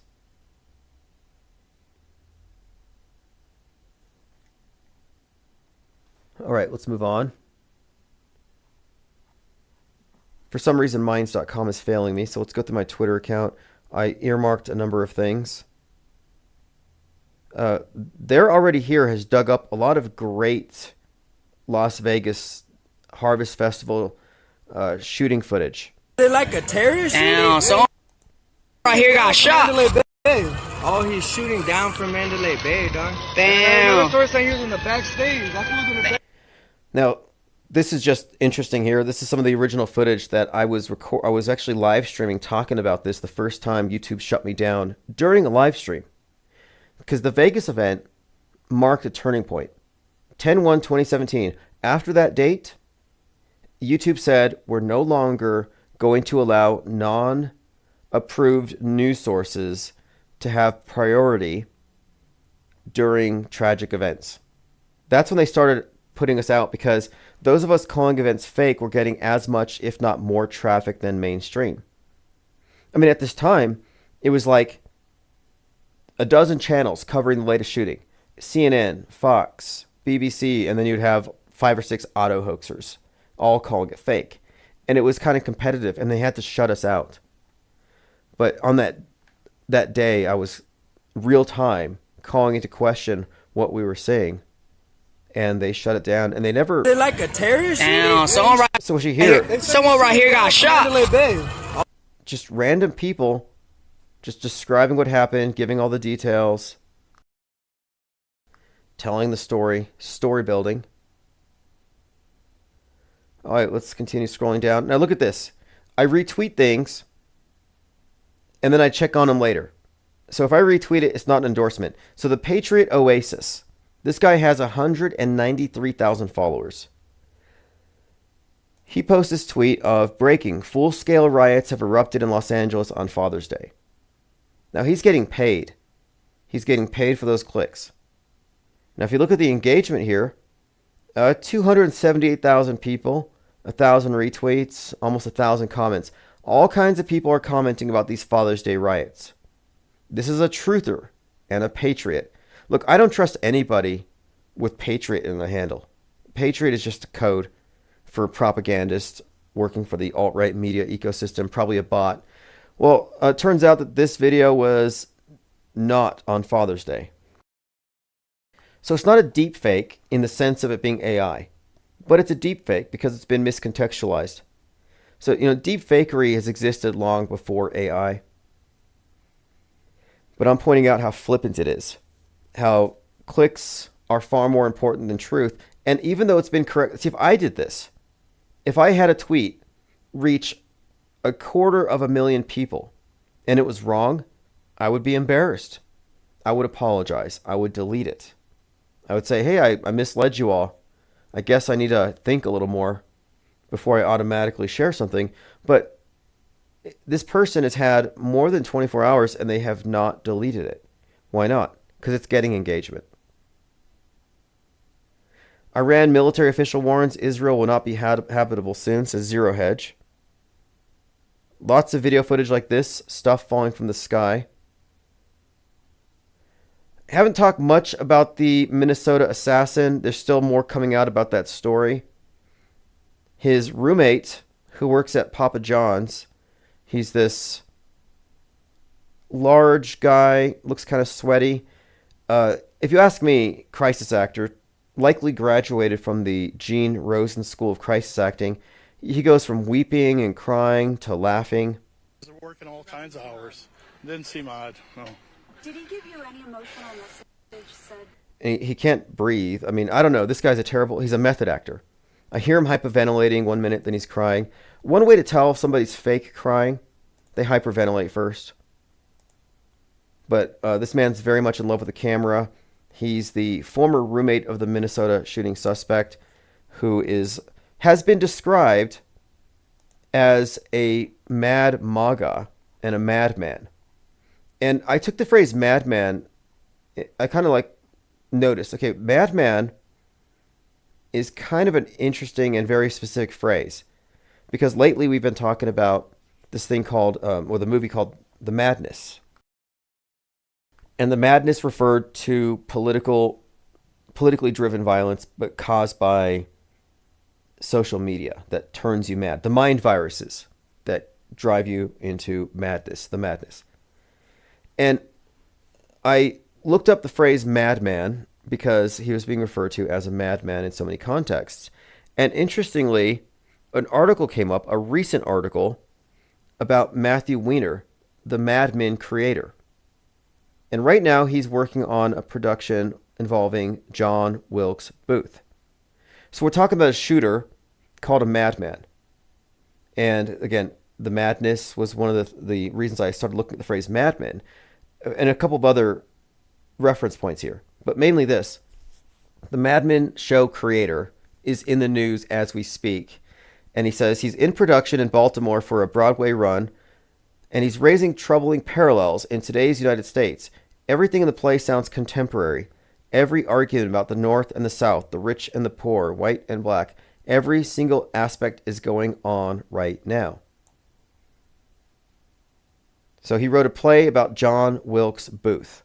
John Wilkes Booth saga reflects modern U.S. Mad Men creator. And of course, John Wilkes Booth, Lincoln has been in our conversation lately. Abraham Lincoln has been figuring prominently in a lot of the recent PSYOP prep. I mean, the penny, Trump killed the penny. The penny caused the Space Needle to explode. Daniel Penny, which brings up class war. And then, of course, the Lincoln face next to the Trump face in the USDA building. And then Musk with the black eye in the White House before he got kicked out next to the statue of Lincoln. So there's been a bit of this Lincoln stuff, and everything with Lincoln correlates to JFK leading up to his assassination. There are these very well-known, historically documented coincidences between Lincoln and JFK that are exactly 100 years apart. And the reason why that stands out to me is that a lot of what we've seen in recent programming analysis has to do with this Century project at the Space Needle and the use of the $100 bill. So there's constant reference to the number 100 with regard to the Space Needle concept, the Space Needle of destruction, but also, again, correlating Lincoln with Trump. And now here's some Lincoln JFK coincidences. Just to point out the century thing, the 100 thing. Lincoln and Kennedy elected 1860, 1960. Andrew Johnson was born 1808, Lyndon Johnson 1908. John Wilkes Booth was born 1839, Oswald 1939. And that's just a handful, but the point here is that you have all these well-documented coincidences that space various aspects of their political careers and those around them at exactly 100 years. So I'm thinking here, between these Lincoln and Kennedy and Trump connections, and these repeated references to the Century Project or the number 100, I think we're basically being prepped for what is going to be the PSYOP of the century, but some kind of big historic event. And my contention here is that it will be fake, but that they write history in advance, and we're watching history in the making, and we're just seeing evidences of scripting. And look how far back it goes. Thank you very much for feeding the Crackwin Thirst for Truth. IPS appreciates your support and participation. Lord Laney says, as possibly, oh yes, eerie coincidences. Oh, that's nice. I hadn't thought about that. Lord Laney points out that they're always calling these coincidences eerie, like white noise overlapping with the train derailment. The eerie coincidences that are constantly being drawn between movies and real life. But he's pointing out that eerie starts out with EE, like 3-3, which happens to be something of a hoax code. Like, we may not know what's in their little secret groups definitions for these different numbers and codes. We may not have their ciphers, but we can clearly draw, not just cherry picked, but there are some deliberately, I think, deliberately made references to very specific numbers in all these various psyops, and 33 seems to be a hoax code. And I think it pertains to this idea of order out of chaos. Throw some random event in order to shake up the world stage and reorder things. Conscious Reality says, I think their secretaries had the same name. Yeah, I think the secretaries were something like, I might even have it here. Lincoln's secretary's name was Kennedy, and she said, don't go to the theater. Kennedy's secretary's name was Lincoln, and she said, don't go to Dallas, which would have been in the Ford. I mean, it's kind of poetic. Lincoln's blood on the Ford Theater. Kennedy's blood on the Ford Lincoln. And then you had Harrison Ford shot in the theater, or shot at in the theater, in the Marvel Comic Universe Captain America Civil War. Or is it Brave New World? I think it's Brave New World. But Harrison Ford in a theater. I'm like thinking Ford Theater. Harrison Ford's birthday, 7/13, the day Trump was shot. And that trailer where you see him getting shot at was the day before Trump was shot. And they changed it after the fact. They altered the trailer because of it. That's the one where Harrison Ford's character as president becomes the Red Hulk, which I think is a MAGA reference. And he's opposed by Sidewinder. And Sidewinder is played by the same actor who's the opposition to the Trump character in Megalopolis. Just another one of these patterns we've picked up on. Like, we've gone into the weeds here. And what we noted is that you have subplots. You have these world stage stories. And these stories are often played through various movies. So there's been this consistent Obama versus Trump thing for some time. Multiple movies. And it's often demonstrated on the world stage in symbolic ways. Sometimes not so symbolic, but I would argue that Obama represents 1619, Trump represents 1776, and these are these two clashing worldviews. And what we're witnessing on the world stage, again, is history in the making. And these are two historically important characters. And a lot of their interactions, I think are highly symbolic. Like Trump taking Obama's his portrait down and replacing it with the portrait of himself with the bloody head wound, chanting, fight, fight, fight. Because in this storyline, Obama is the orchestrator of these assassination attempts. This was the theme in Megalopolis. The Obama character is the mayor, and he orchestrates the assassination attempt of Caesar Catalina. The same actor is Sidewinder in the one where Harrison Ford's character gets shot at. But this is a repeated theme. The Trump-related character in A Man in Fool, based on a Tom Wolfe novel, is opposed by the mayor who orchestrates his downfall, Chicago mayor. Now, again, those are three of probably a dozen I could reference, but we not only see plenty of foreshadowing for an assassination attempt, but in all of these instances of foreshadowing, a lot of them concurrent with the event itself, like concurrent releases. We see the antagonist, the Obama representative, in the same film. Conscious Daughter says the writers of this script have a wonderful sense of humor. Yeah, I see people say, like Musk retweeted something about how the best writers in the world could not be writing this stuff. And it's like, no, they quite literally are. They're recruited for this. It does have the best writers, the best researchers.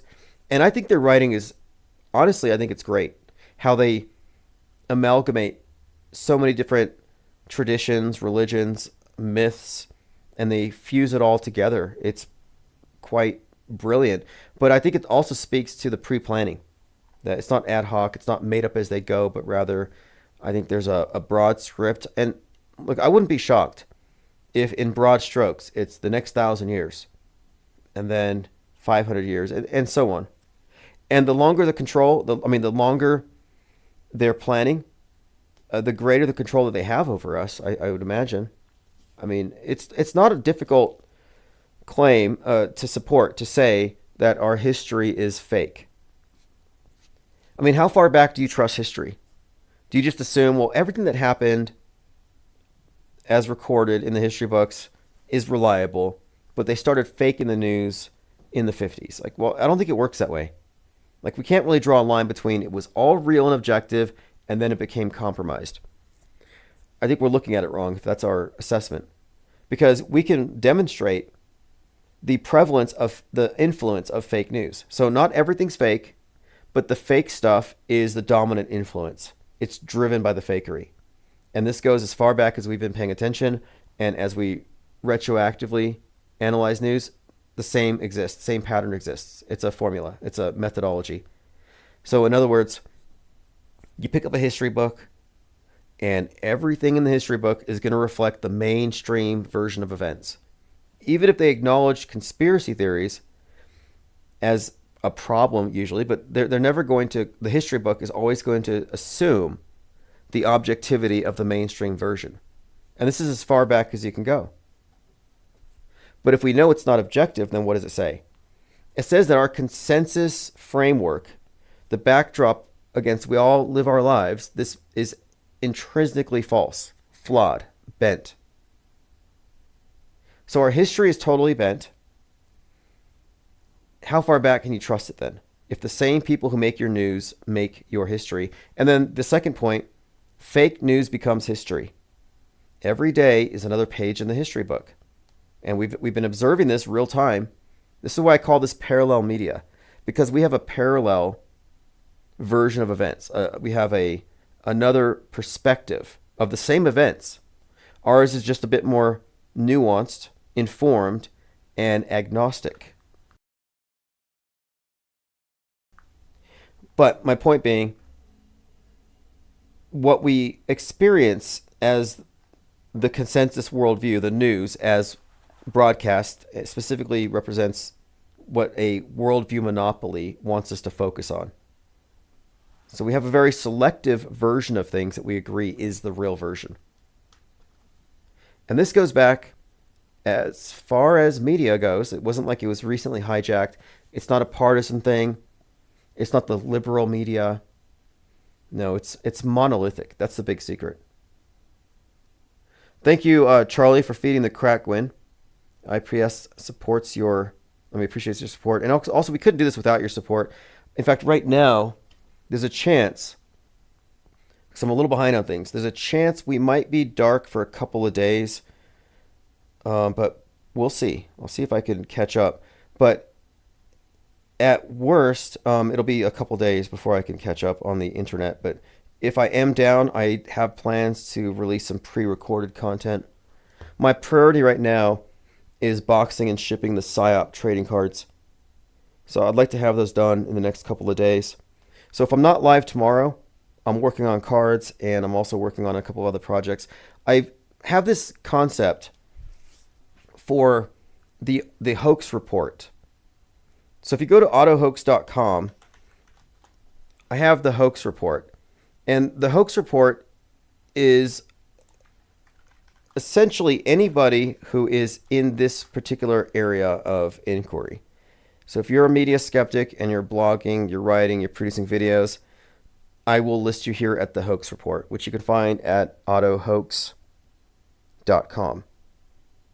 LA riots exposed. These protests are being manufactured. I think that's Jake the A-hole. You can also find the most recent archives on IPS here as well. But I'm going to add a video component here. But I'm going to have to work with an AI agent to do it, because what I want to have is a 24-hour video stream. But I don't just want it to be broadcasting necessarily like an OBS setup here that's always on, but I'd rather have it drawing content real time and playing it. For example, the recent uploads by 7 or 8 of the most prominent media critics playing, and these would be, of course, selected and embedded and played by the AI bot. So right now I have 24-hour audio, but I want to try to encompass both audio and video here soon. But if I can get the bot to handle the work of sourcing the live feeds and streaming it, it would make things a lot easier for me. Lord Laney says they've been meta-scripting since Plato was stuck in the cave. Yeah, that's an interesting concept. You know, it's like, how far back does this go? How far back? And so what we're really describing here, I think, is one of the oldest forms of the few controlling the many, one of the oldest forms of crowd control. I think this is just how essentially mankind has been farmed or corralled around God constructs, myths, worldview warfare, but a worldview, like think of the Truman Show. The Truman Show is about an individual who doesn't know he's in a movie set and everyone around him is an actor. And he never really has any reason to question it because it's internally consistent. And as long as it is internally consistent, he's never going to wander. But what happens is a star falls from the sky and it's labeled Canis Majoris. It's the dog star. And the dog star precipitates his awakening to how the whole thing is a construct. It's like the glitch in his matrix. And I think that's kind of similar to how this whole thing works, where as long as everybody exists in a shared worldview and it's not contradicted, you can maintain a stasis, something of a harmony.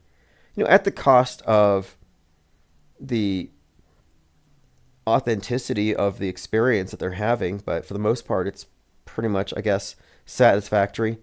An even better analogy is the village. And in the village, you're just dealing with a commune, and the elders raise their children in this commune and don't tell them that there's a world outside.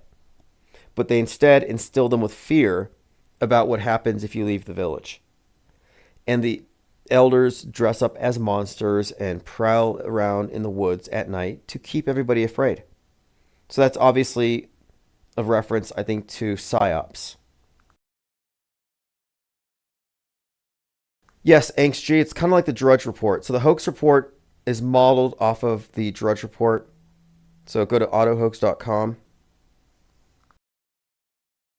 I'm also going to put the trading cards down here at the very bottom, the various PSYOP trading cards. And then if you subscribe at the bottom, get new posts by email.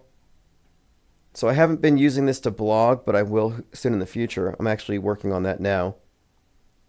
I have some automated processes where it'll generate a press release daily, press release newsletter based on all of the links. So these are dynamic links. So somebody uploads, the link uploads, and I have a bot that goes through, scrapes the different links, gives us a breakdown, and will post.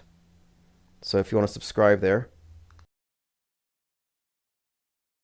All right, let's see what else. I'm going through my Twitter feed. We'll get more into the Madman shooter later. Now, his name is Vance Bolter, the Minnesota shooter. But the roommate is something else altogether. I mean, this is just, to me, this strikes me as a thespian. Everything about the roommate of the shooter and the way he's just sitting on the porch, and I think he's method acting. And there seems to be some coaching here. But nothing about him seems authentic. but he does seem to be an actor.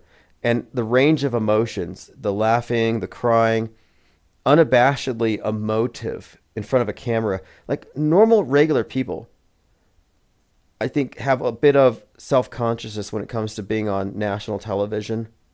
And to express such a wide range of emotions in such a short amount of time on TV seems to be, I don't know, unlikely at best. Like, oh, my roommate's in the news for killing a bunch of people. Let me go out there on camera looking disheveled and let me just be emotionally incontinent for the whole world.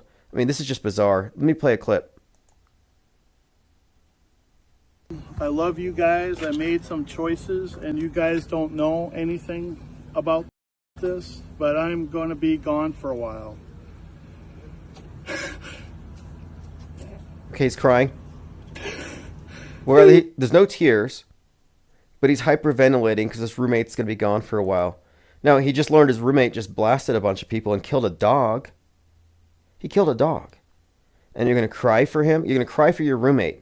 And I think there's a contradiction because the guy has a wife and kids. So why does he have a Papa John's employee roommate? I don't know.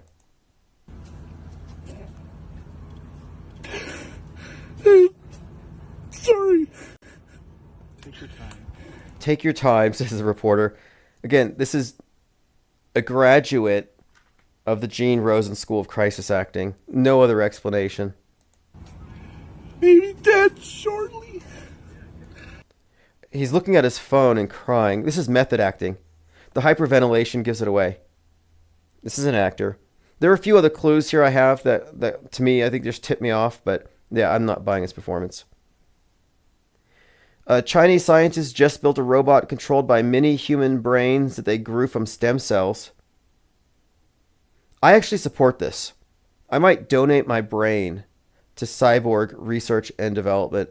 But no, they found that they could take some blood and they can extract stem cells, make a little brain blob and stick it in a robot. I mean, this is cutting edge. Than AI, learning with fewer examples. Could this be because some aspect of the human spirit is locked in these brain cells? And is there any moral issue with using human brain cells and possibly the human soul to power robots to perform slave-like? This robot... Yeah, what are the moral implications for using part of a human brain and possibly a human soul to power robots? That is kind of Philip K. Dick, Black Mirror level science fiction horror. Human brain cells. Chinese researchers have developed this brain-on-chip technology called MetaBOC. Okay, MetaBOC, that's what it's called. You'll probably hear more of it in the future. But yeah, little robot brains. So these reporters really spent a lot of time around this crying man, crying about his roommate, getting emotional while reading the tweets. Now here's the shooter. Minnesota shooter. Here he is being a Christian nationalist on stage, but now they're saying he's left-wing. So it's kind of hard to say which he is. That's why I'm waiting for the story to roll out. But here he is, very enthusiastically prancing around in a church. Like, je suis juste excité right de here, Jésus. right now. Jusqu'à présent, même maintenant. And when I get excited, Et quand je suis excité, I want to dance. je veux danser. And what Jesus did for me. C'est que Jésus a fait pour moi. Jesus is God. Jésus est Almighty Dieu. God. C'est le Dieu He puissant. saved my life. Il a sauvé ma vie. I'm excited about God. all right, there's the shooter excited about God. They're calling him a madman. All right, moving on. The Trump parade, a lot of people said it was underwhelming. Look at this. The negative space on the stage between two American flags and the roofing material. I mean, the roof there. See how it creates this, what appears to be the shape of a goat. Like, even the podium is the beard. Like, a lot of people are noticing it looks like Baphomet. You know, the satanic goat is just kind of built into the stage. They might be reaching. It might be pareidolia. You do have the pentagram right above it. That's kind of sus. I'll look into it. Others say they see Pepe the Frog which I can kind of see that too. So it's somewhat subjective. All right, moving on. Shooting at Fort Hood. Haven't followed up on that one. Do you all remember the Fort Hood shooter from the Soldiers of Allah? His name was Major Hassan. That event was qualitatively different than any other shooting event that I'd seen. And it's because it took place on a military base. And when it happened, there were no journalists there. There's not CNN. See, because when the journalists go, when CNN, when Fox, when whoever goes to the school shooting or the mass shooting, they're not going to record and present information to you. They're part of the production. They're witnessing the lie, but broadcasting it as truth. They're part of it. They're an intrinsic part of the psyop. But when it came to the shooting at Fort Hood, the mainstream media couldn't just go on to the base. There's a process to getting on base. There's passes required and all that. And so for the shooting to be immediately recorded and reported on, they had to rely on the on-base reporters, the actual soldiers who work in media and do their base newspaper. And so it was very poorly produced. Like, it just came off as very low budget.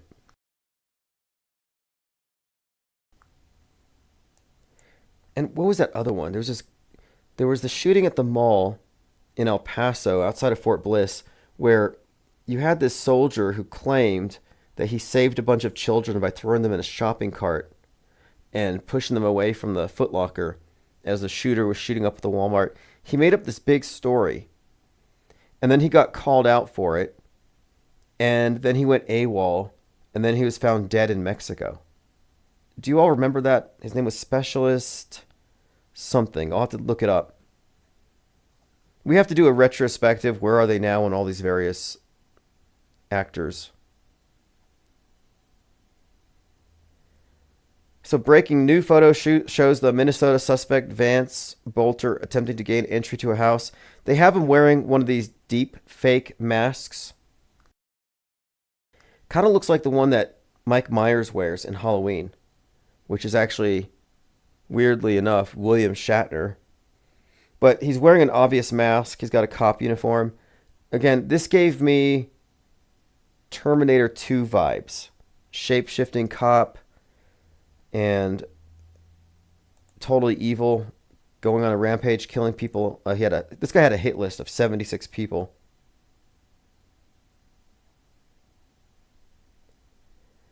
Okay, here we go. This is the guy who survived the plane crash.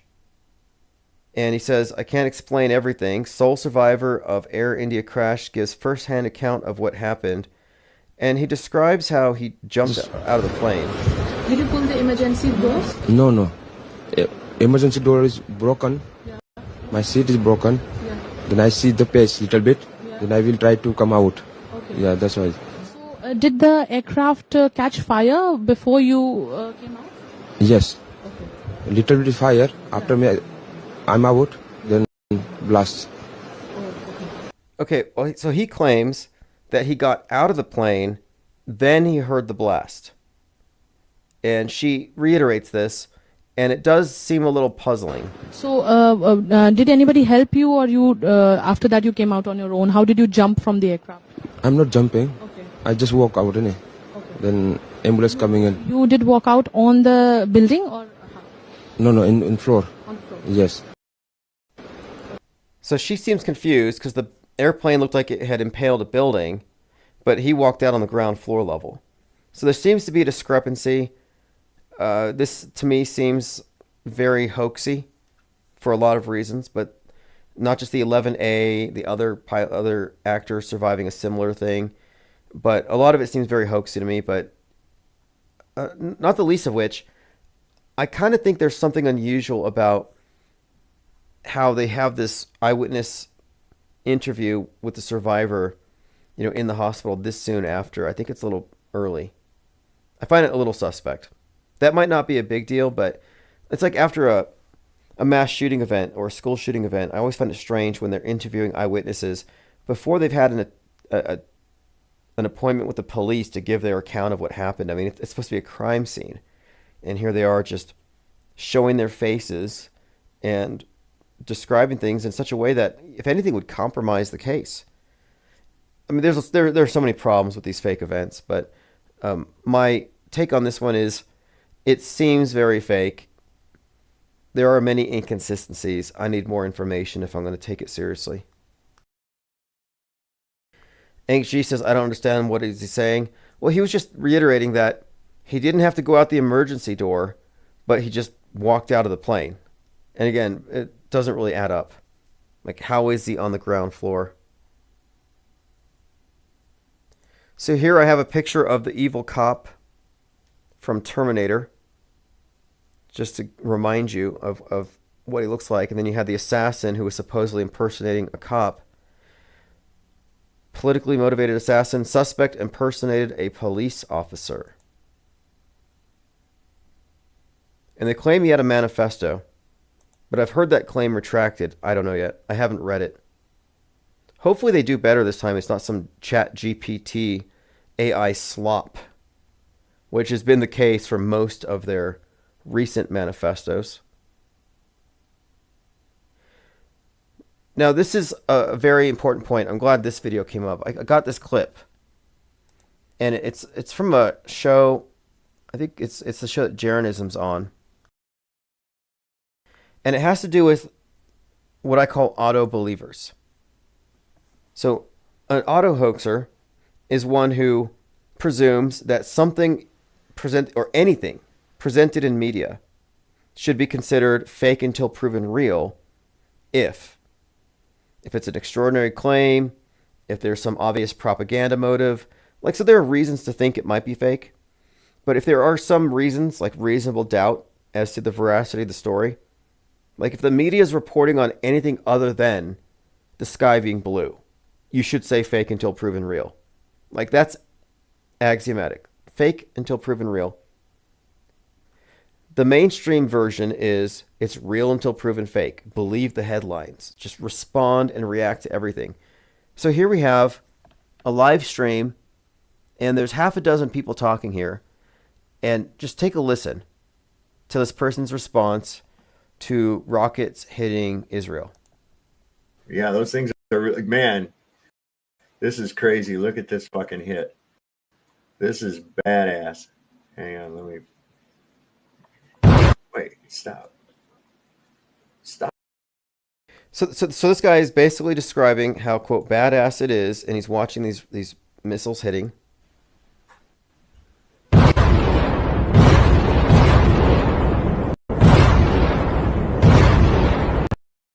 It looks like a nuke. What am I seeing there? Oh, that's You're seeing Iranian missiles hitting Tel Aviv, brother.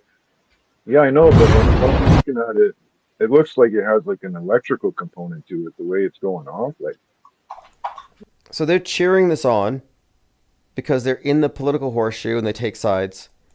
And they are noting how there must be some special weaponry involved because these electric flashes. But then you find out after 5 minutes of this that it was fake. Stand here and videotape it. I guess there would be oh, wait a second. There was a reader's note under there. It said this video is AI generated. So again, this video is AI generated. So after several minutes of responding to it, reacting to it, Virtual Reality Witness posted this. Former Jaren co-host Sovereign Soul falls for AI war footage. This idiot believes what he sees on the TV screen.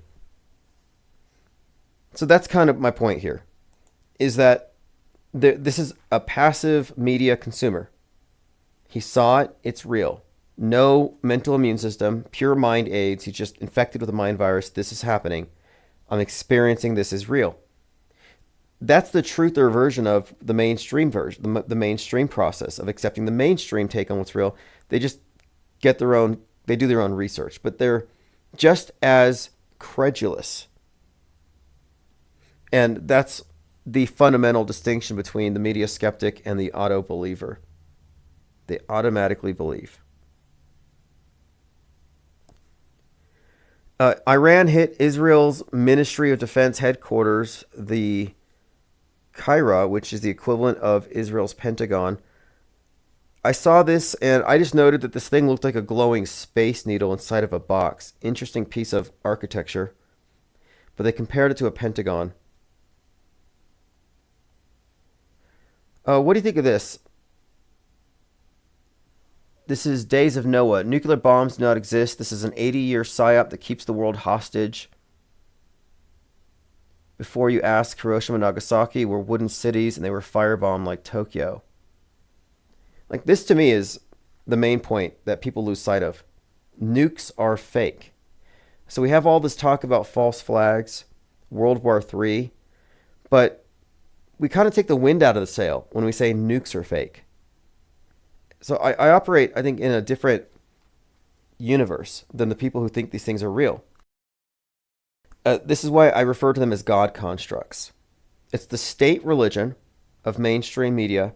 It's the state-approved worldview.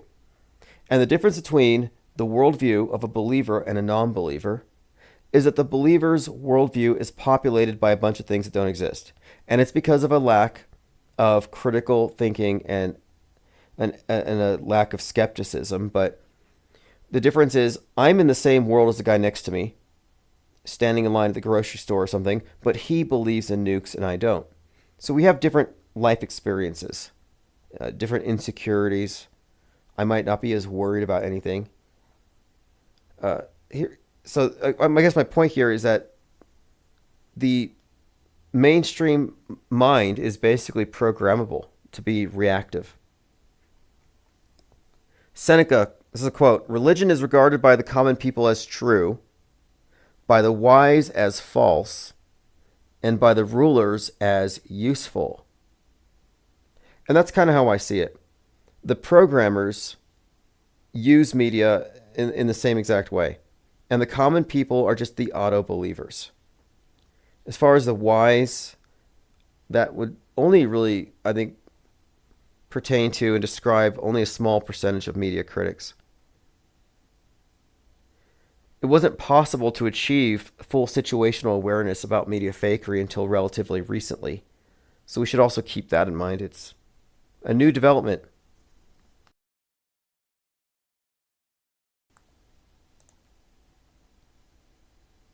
Okay, let's continue. I'm going through my Twitter feed and we'll probably be following up tomorrow.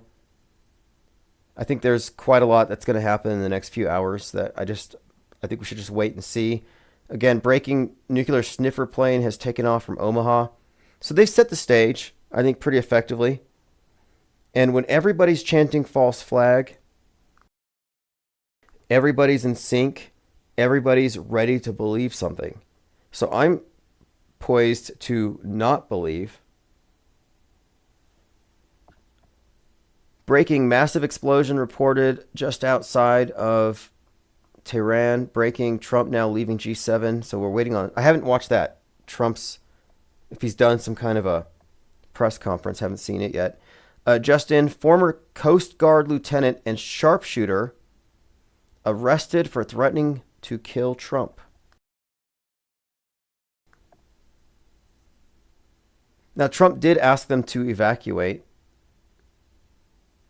But wow, the rhetoric is so uniform. And Trump has also gone nuclear on Tucker Carlson. Donald Trump tweeted, "Somebody please explain to kooky Tucker Carlson that Iran cannot have a nuclear weapon."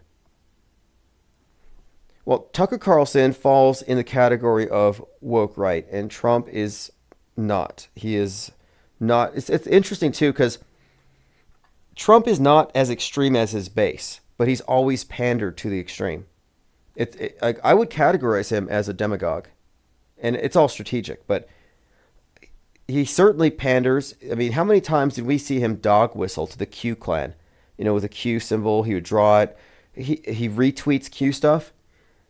He doesn't. He's not really endorsing that stuff, but he's pandering to and catering to this demographic.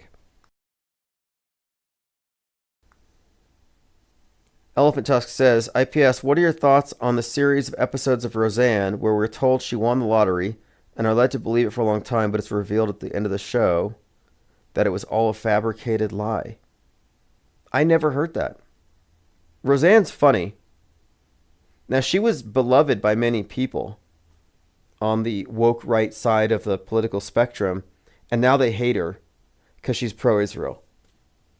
It's interesting how the schism arrives, and it's big. The schism is by design. I only notice it because it's being emphasized, this fracture, and it makes sense that if they're going to do a psyop, that they would create this fracture for a few reasons. This division, I think it's necessary. It's part of the deconstruction of what they built up. But I think it's notable that you have this particular fracture so that when something happens, you're going to have this chorus screaming, inside job, inside job. It's going to be 2001 all over again.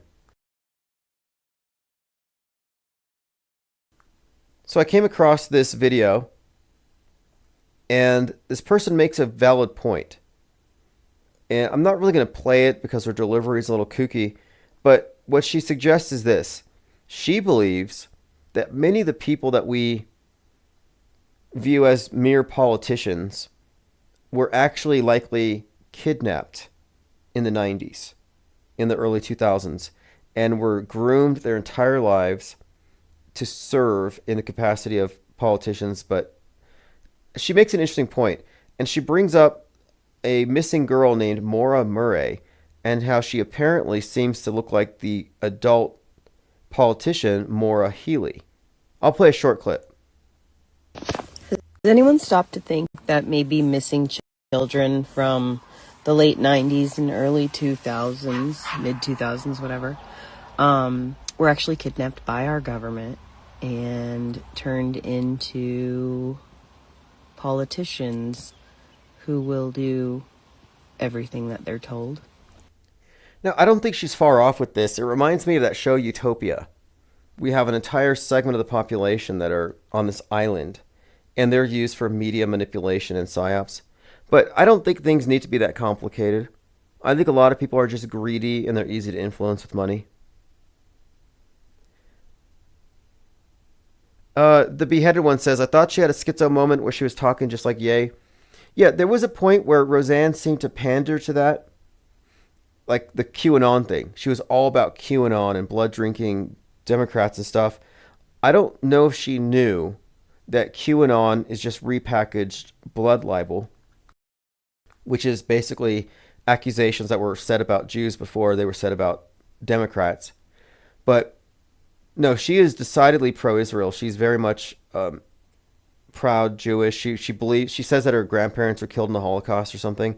So she is not on the side of Holocaust denialism, and woke right is uniformly Holocaust denialism, although they do believe they're being Holocausted because they believe in what you call white replacement or white genocide. But no, in recent days, it's become very clear on how she's in this schism. She is definitely not on the woke right side, even though that's a big contradiction because she has embraced all the conspiracies, which are part of that. And the term woke doesn't mean cancel or hysterical political positions. It really refers to a frame of reference one adopts. Like, I'm red-pilled. Or I'm J-pilled. Or I'm left-wing woke about systemic racism, where you're given the big story about the world that reframes everything. Now, everything you experience has to be interpreted through this lens. That's what woke means. So red pill means you're awake. So if you consider yourself, quote, awake, like I see on Twitter, truthers will say, how long have you been awake? And how's your life been since you awoke? And the truthers will be like, I've been awake for 10 years and things are just darker than ever. I'm so alone. I'm so isolated. So you hear these people talking about how awakening has changed them. But it's darkened their worldview because they're awake to the truth that nobody else sees. So they're encumbered by it. So to be awake is to be aware of your own oppression. So it comes down to oppression and grievance. And I think that's part of why chemtrails is so powerful. Geoengineering and chemtrails, because it gives you like this tangible evidence of your oppression. Like, look, we're being poisoned and nobody cares. I'm awake, I'm screaming at the sky, and nobody cares. So the people who are woke or awakened feel alienated from the non-awakened. They're like, oh, I'm red pilled and all these blue pillars are just walking us into destruction and I can't stop them. So there's this desire to save people, to evangelize, to wake them up, to, quote, red pill your friends, to red pill your relatives at Thanksgiving. That notion of waking people up is built into wokeness. And it's also very presumptuous because it suggests that I'm awake, I'm enlightened, let me give you my light, let me wake you up because you're asleep. And they literally feel like that, like I'm awake, I'm awaker than you. But the irony of it is that the woke positions on the left and the right are not only parallel and just basically mirrors of one another, they're templated off the same structure, but they're not really awake from the dream, but they've just transitioned into a nightmarish version. It's a scary world when you can't walk your dog because of chemtrails.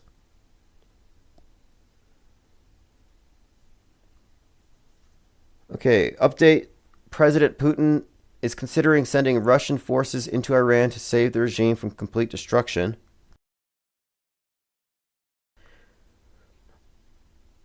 Now, I don't know what's up with the ISS, but anything down below will have to impact what goes on up there. And the movie ISS had the cosmonauts and the Americans fighting for control of the ISS.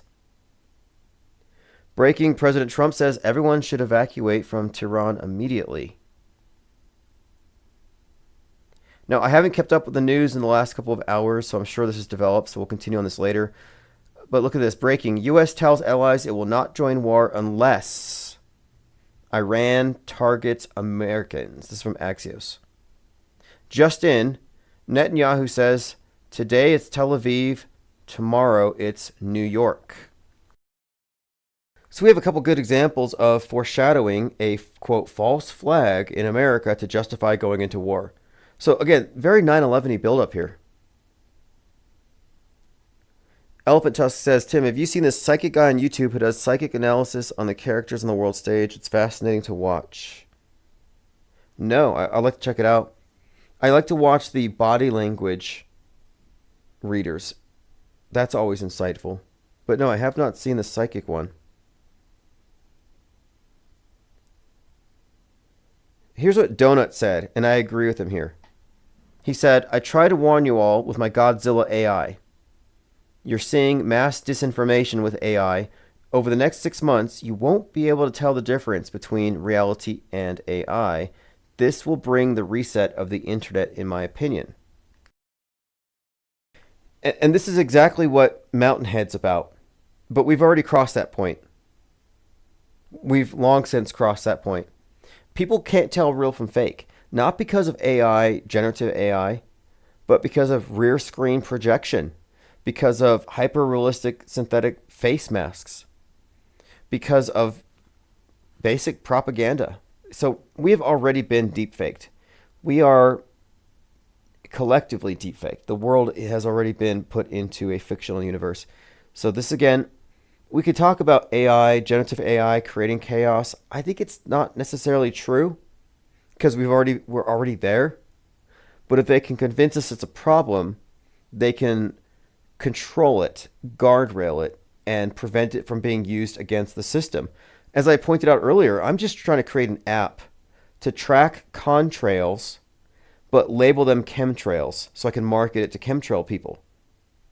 And the Chat GPT would not let me describe it as chemtrails. Like, why is that? Why do they put this inside of the system? Like, it just seems to me that they've hardwired AI, that they're setting it all up to reinforce the mainstream at all times, to treat mainstream as objective, and to maintain the stranglehold over our worldview collectively. They need to regulate AI because it kind of sets us free.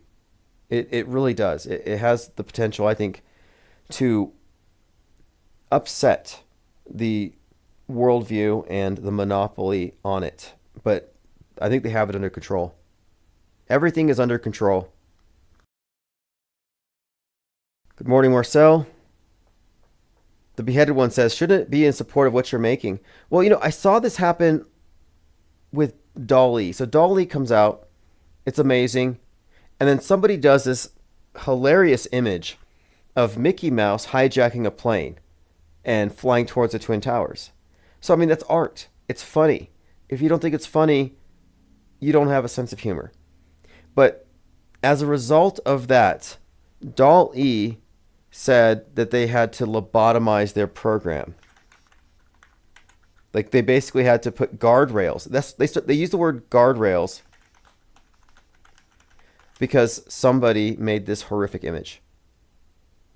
Disney has no comment on AIs generating Mickey Mouse doing 9/11. Mickey Mouse hijack, disturbing cartoon incident. Mickey Mouse doing a 9/11. So this is the image. Futurism. AI generating pictures of Mickey Mouse doing a 9/11. So the point of this article is that we must do something. This is a problem. Everybody has to suffer. Because one person prompted AI to make a controversial image, everybody has to adjust. And we accepted this. This went by without a protest. DALL-E was effectively lobotomized. We're dying to know what Disney thinks about Microsoft's AI-generated terrorist Mickey. So here's the picture.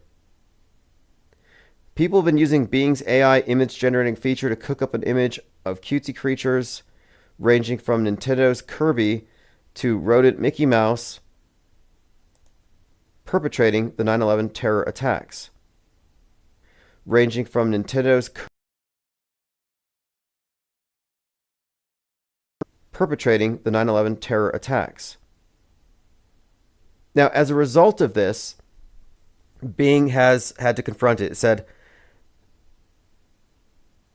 in addition to revealing massive holes in the AI's guardrails, this is a more or less an insult to copyright injury.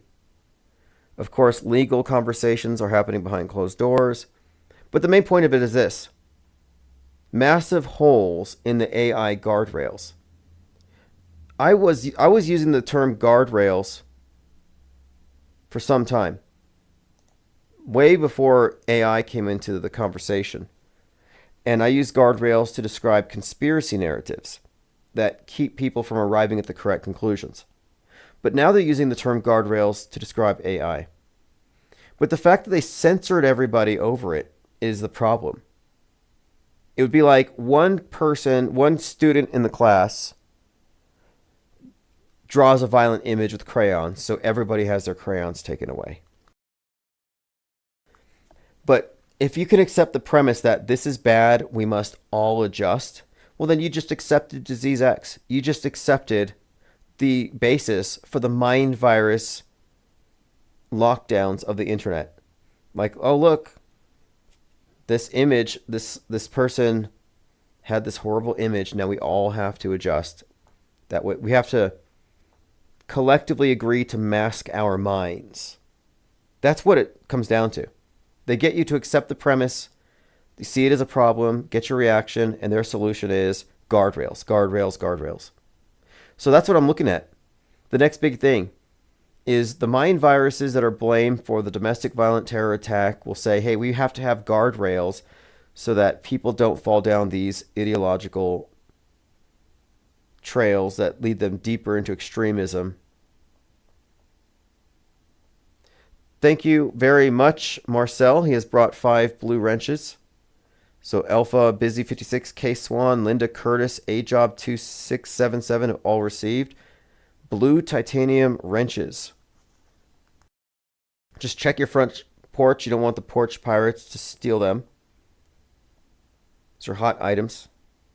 The blue wrench has been really an emblem of the IPS think tank since its inception.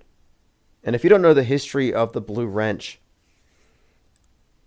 I'm going to have to write one up. I mean, I could tell it, but I'll put it in the intro to the 3rd edition of Autohoaxology 101. Because we can never forget how the very existence of this think tank was made possible by the blue wrench.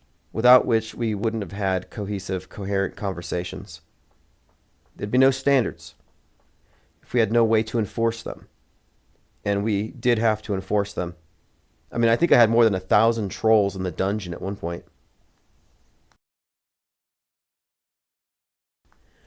All right, moving on. We talked a little bit about chemtrails, unfortunately. Look, not my favorite topic. I don't mean to dwell on it. But if I can clear chemtrails from somebody's mind, I'm doing them a favor. Because you may not believe in chemtrails because they're fake, but chemtrail lung does exist if you believe in psychosomatics. And I do think that there are placebo effects, nocebo effects. And yeah, our beliefs do affect our immune system, our stress levels. It's all interconnected. So if you're so scared of clouds that you can't walk your dog, that's a quality of life issue. And your dog will thank me if you take the time to listen to my reasonable objections to the chemtrail myth. So here's the very pleasant Prime Minister Netanyahu saying, today it's Tel Aviv, tomorrow it's New York. How ominous is that? Like, join me or you might get hit. And this has the false flaggers saying,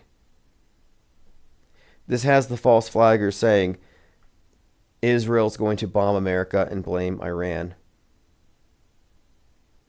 Now, this is an interesting observation. Synchromorpheus pointed this out. Look at the resemblance between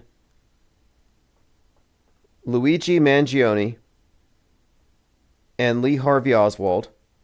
And if you remember one of his perp walks, because he had several perp walks, it's like a fashion show catwalk. How many times did we see Luigi being marched around? But here he is, dressed exactly like Lee Harvey Oswald. Like, uncanny. Just how close these images are. And this was pointed out at the time. And there were a few reasons why, we had pointed this out. There was this build-up around this event. But here's Luigi and Lee Harvey Oswald. But now look at this. I was noticing today, because TMZ put this picture out of Luigi next to Brian Thompson. And I thought they chose a very unflattering picture of Brian Thompson. And contrarily, they took a flattering picture of Luigi. Like they're obviously trying to convey something here. Class warfare, make the rich guy look detestable, make this other person sympathetic. But what Synchromorpheus noted is that Brian Thompson has the same proportions and even the facial features almost align perfectly with JFK. So he did a mashup here. And if you look, you can kind of see an Oswald Kennedy template with the Thompson and Luigi Mangione. And this is intriguing for a few reasons to me. Because Luigi Mangione also appears in the character Mickey 17. In the movie Mickey 17, he shoots a guy who's based on Trump, who has JFK's death date as a birth date, which is like Mark Ruffalo. So Mark Ruffalo, born 11/22, is playing a Trump-esque character who gets shot by a Luigi-esque character. The bullet grazes his cheek, and he poses for the cameras with a bloody face. Sound familiar? And of course, that movie was recorded 2 years before Butler. Perfect foreshadowing. Not a mystery to us here. These things do not confuse us. Like, we understand it. But this is just an example here of, like, okay, if this first picture is templated off of the iconic image of Oswald, which it's an easy case to make. It practically overlaps. And you have the theme, of course. And there's a deeper theme here when you go into the deeper levels of the story. The Hilton where he was shot at and the significance there. But again, I think this is a fascinating comparison. Probably not a coincidence.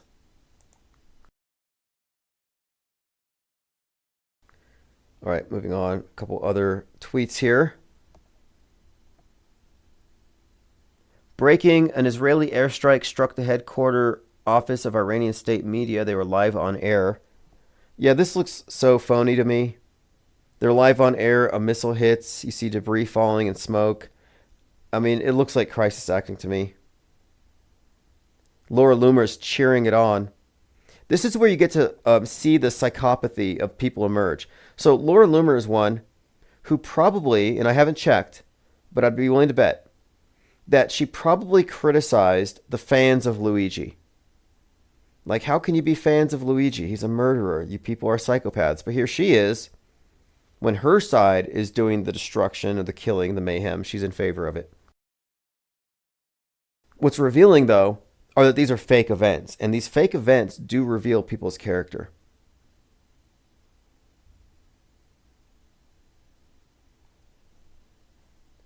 All right, let's see what else we have. Going through my Twitter feed. If you want to follow me, it's IPS Think Tank.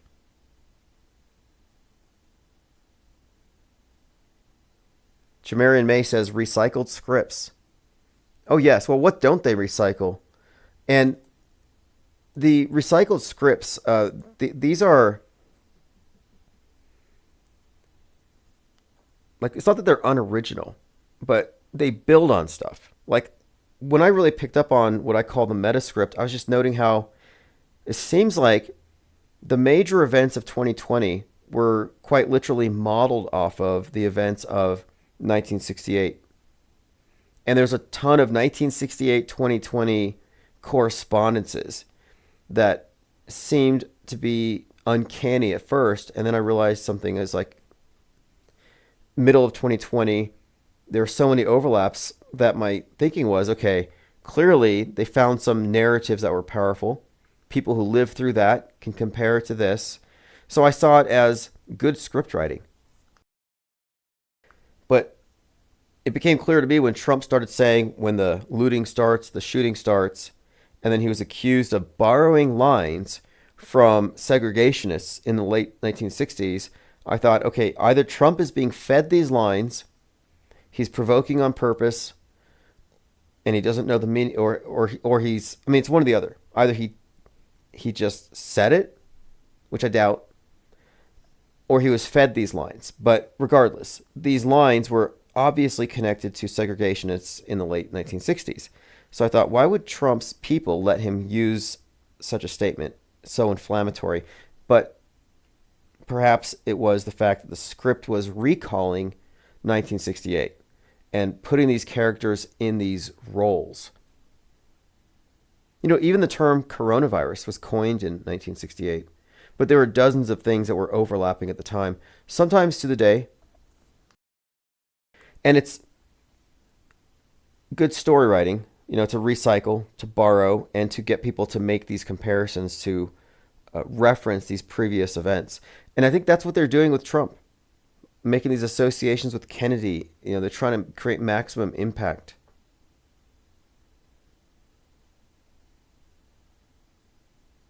All right, Enoch says they don't recycle garbage, apparently. Yeah, recycling is a huge hoax. Recycling is, if you ask me, recycling is a religious act. It's a form of expiation of guilt, like confession. You know how confession works.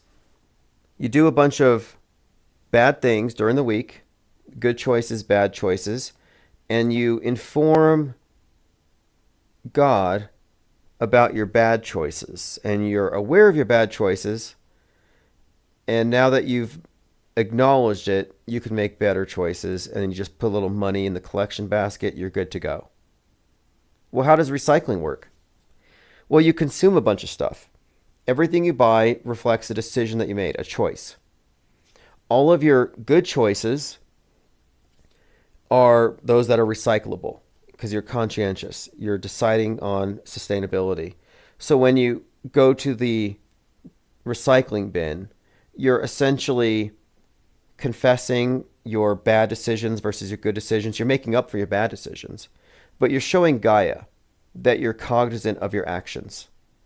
And by recycling, you're atoning for your bad choices.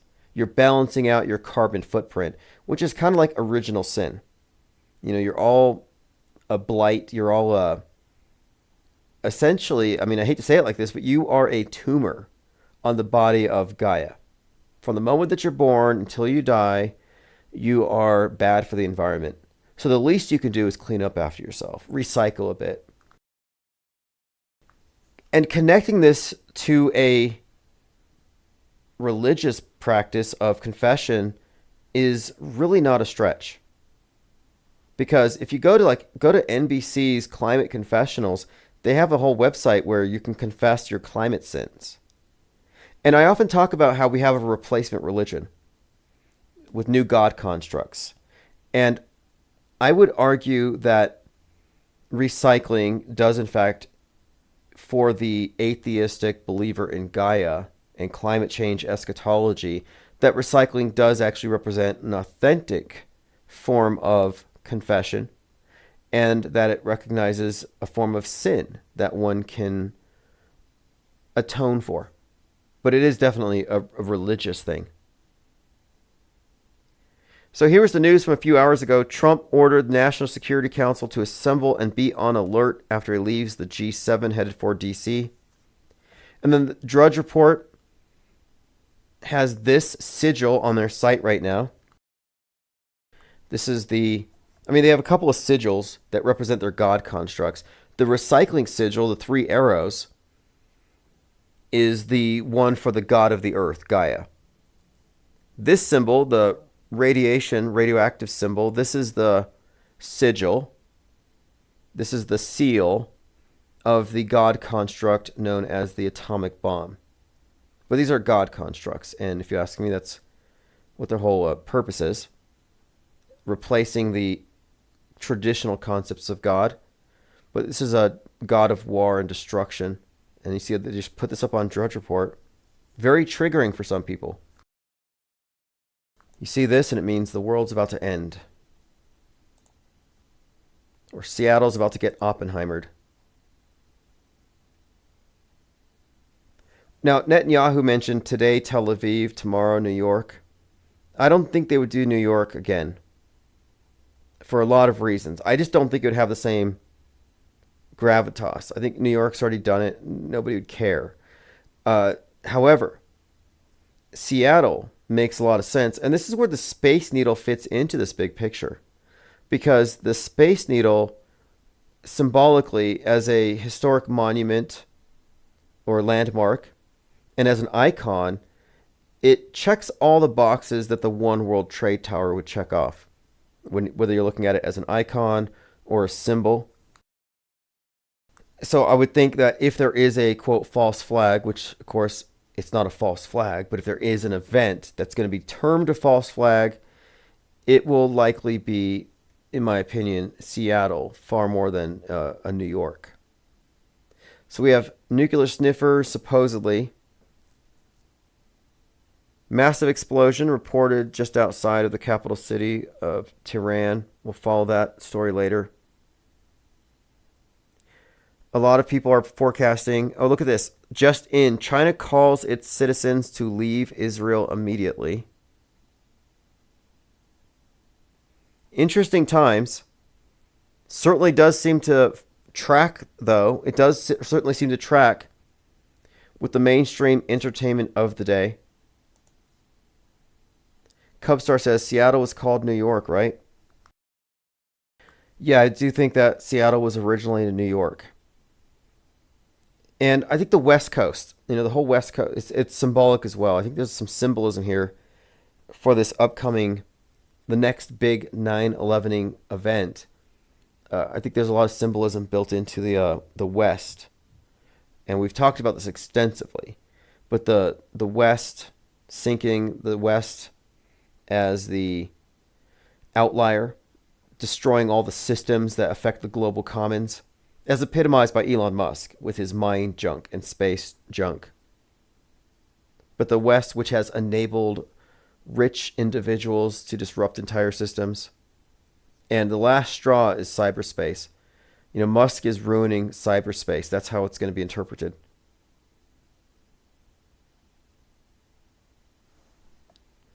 All right. There's so much more to talk about tonight. I think we'll continue this tomorrow. Hopefully I can get my internet up. If we are disrupted, I'm going to upload some members-only content. It won't be a major disruption, just giving you a heads up. And also, again, my priority is packing and shipping the PSYOP trading cards. And the PSYOP trading cards, set of 12, will be available for those who didn't pre-order shortly after I ship out those pre-orders. And then following that, I'll be placing an order for the next set of 12. So we'll have a total of 24 designs in print here in studio in the headquarters here within just a matter of days. By the way, another reason to follow me on Twitter, I am still working with a lot of animation. So here's an AI generated T-Rex fighting a rooster. Now the T-Rex is the same size as the rooster. This one's kind of random. Here's a miniature ant-sized T-Rex fighting a horned beetle. But I'm also doing a lot of IPS and Infinite Plane Society themed art. This is one you got in the newsletter. It's a small group of cyborg penguins on top of a tank that says infiniteplane.live. And notice the spelling. That's perfect. No misspellings. And when I'm looking at various renderings, I don't see 6 fingers anymore. You know, people were critical of AI because it would get these little things wrong. And I'm like, you know what? Let's not even criticize it because it's going to be perfect very soon. So perfect, it's going to disrupt everything. So you can bet on it only improving. And this is just an example. I mean, I rarely got correct spellings until about a month ago. And now it's just getting scarily good, which bodes well for the IPS. I have a lot of plans for AI in general, for bots, but also for animation. I have a few scripts that I want to turn into, you know, if possible, you know, lengthy short films, cartoons, animations, but the limitations are dissipating fast. At first it was how do you maintain character consistency, you know, scene to scene, and all these various obstacles are going away very fast. It's a major game changer. And if you haven't seen Mountainhead, I recommend it because it's pretty much showing what we should expect as generative AI gets easier and better and more effective and more accessible to the average person. And contrary to the mainstream take, I don't think that's a bad thing. I don't think everybody having access to the ability to create quality art, video, or anything else, I don't think that's a problem. I think it's a net gain in intelligence, and I think everybody would benefit from it. Because I remember, like, before generative AI was so easy to use for anybody, a lot of people still had some trepidation. I did see a lot of AI phobia, and I see that fading. By the way, if any of you are interested in any of the stuff that I'm using for art or even just creating bots or apps, I am in Discord quite a lot, and in voice chat. I've been going to voice chat, and we'll be using that to talk about a lot of these things. Here's an example of a penguin I created going through the LA riots on a Segway.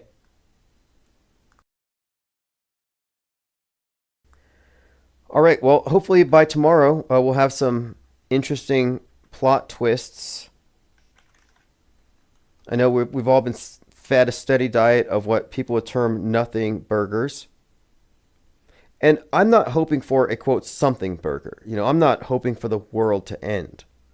But all we're doing here is, you know, we are describing worldview as it is portrayed and as it is verifiable, and how the verifiable version differs from the way it's portrayed and why it matters. You know, we're looking at competing worldviews, totally brainwashed, programmable populations, easily triggered, and, you know, it's just bread and circuses as usual. Enoch says, I think having an account with the video uploaded showing your face in a setting that by this upload date is hard to fake with AI. That way people can know your account is real. Yeah, that's another thing. Just a few months ago, we were questioning whether Alex Jones had been replaced because it's getting to that point. The reason you'll know that I'm real is because I call out the stuff that's fake. One advantage that we have, and this will not go away, is that what we're saying, what we're describing, what we're talking about cannot be co-opted by the system because it exists outside of its parameters, where even the programmers, by and large, aren't fully appraised of the level of fakery and manipulation. Like, we have too much information to be acknowledged because too much of what we have is essentially, I guess it's stuff that you'd need a security clearance to be in the know about a lot of what we're talking about casually and flippantly. Like, we're kind of playing with fire, and we didn't have to sign our name in blood or take any blood oaths or get any security clearances to get this information.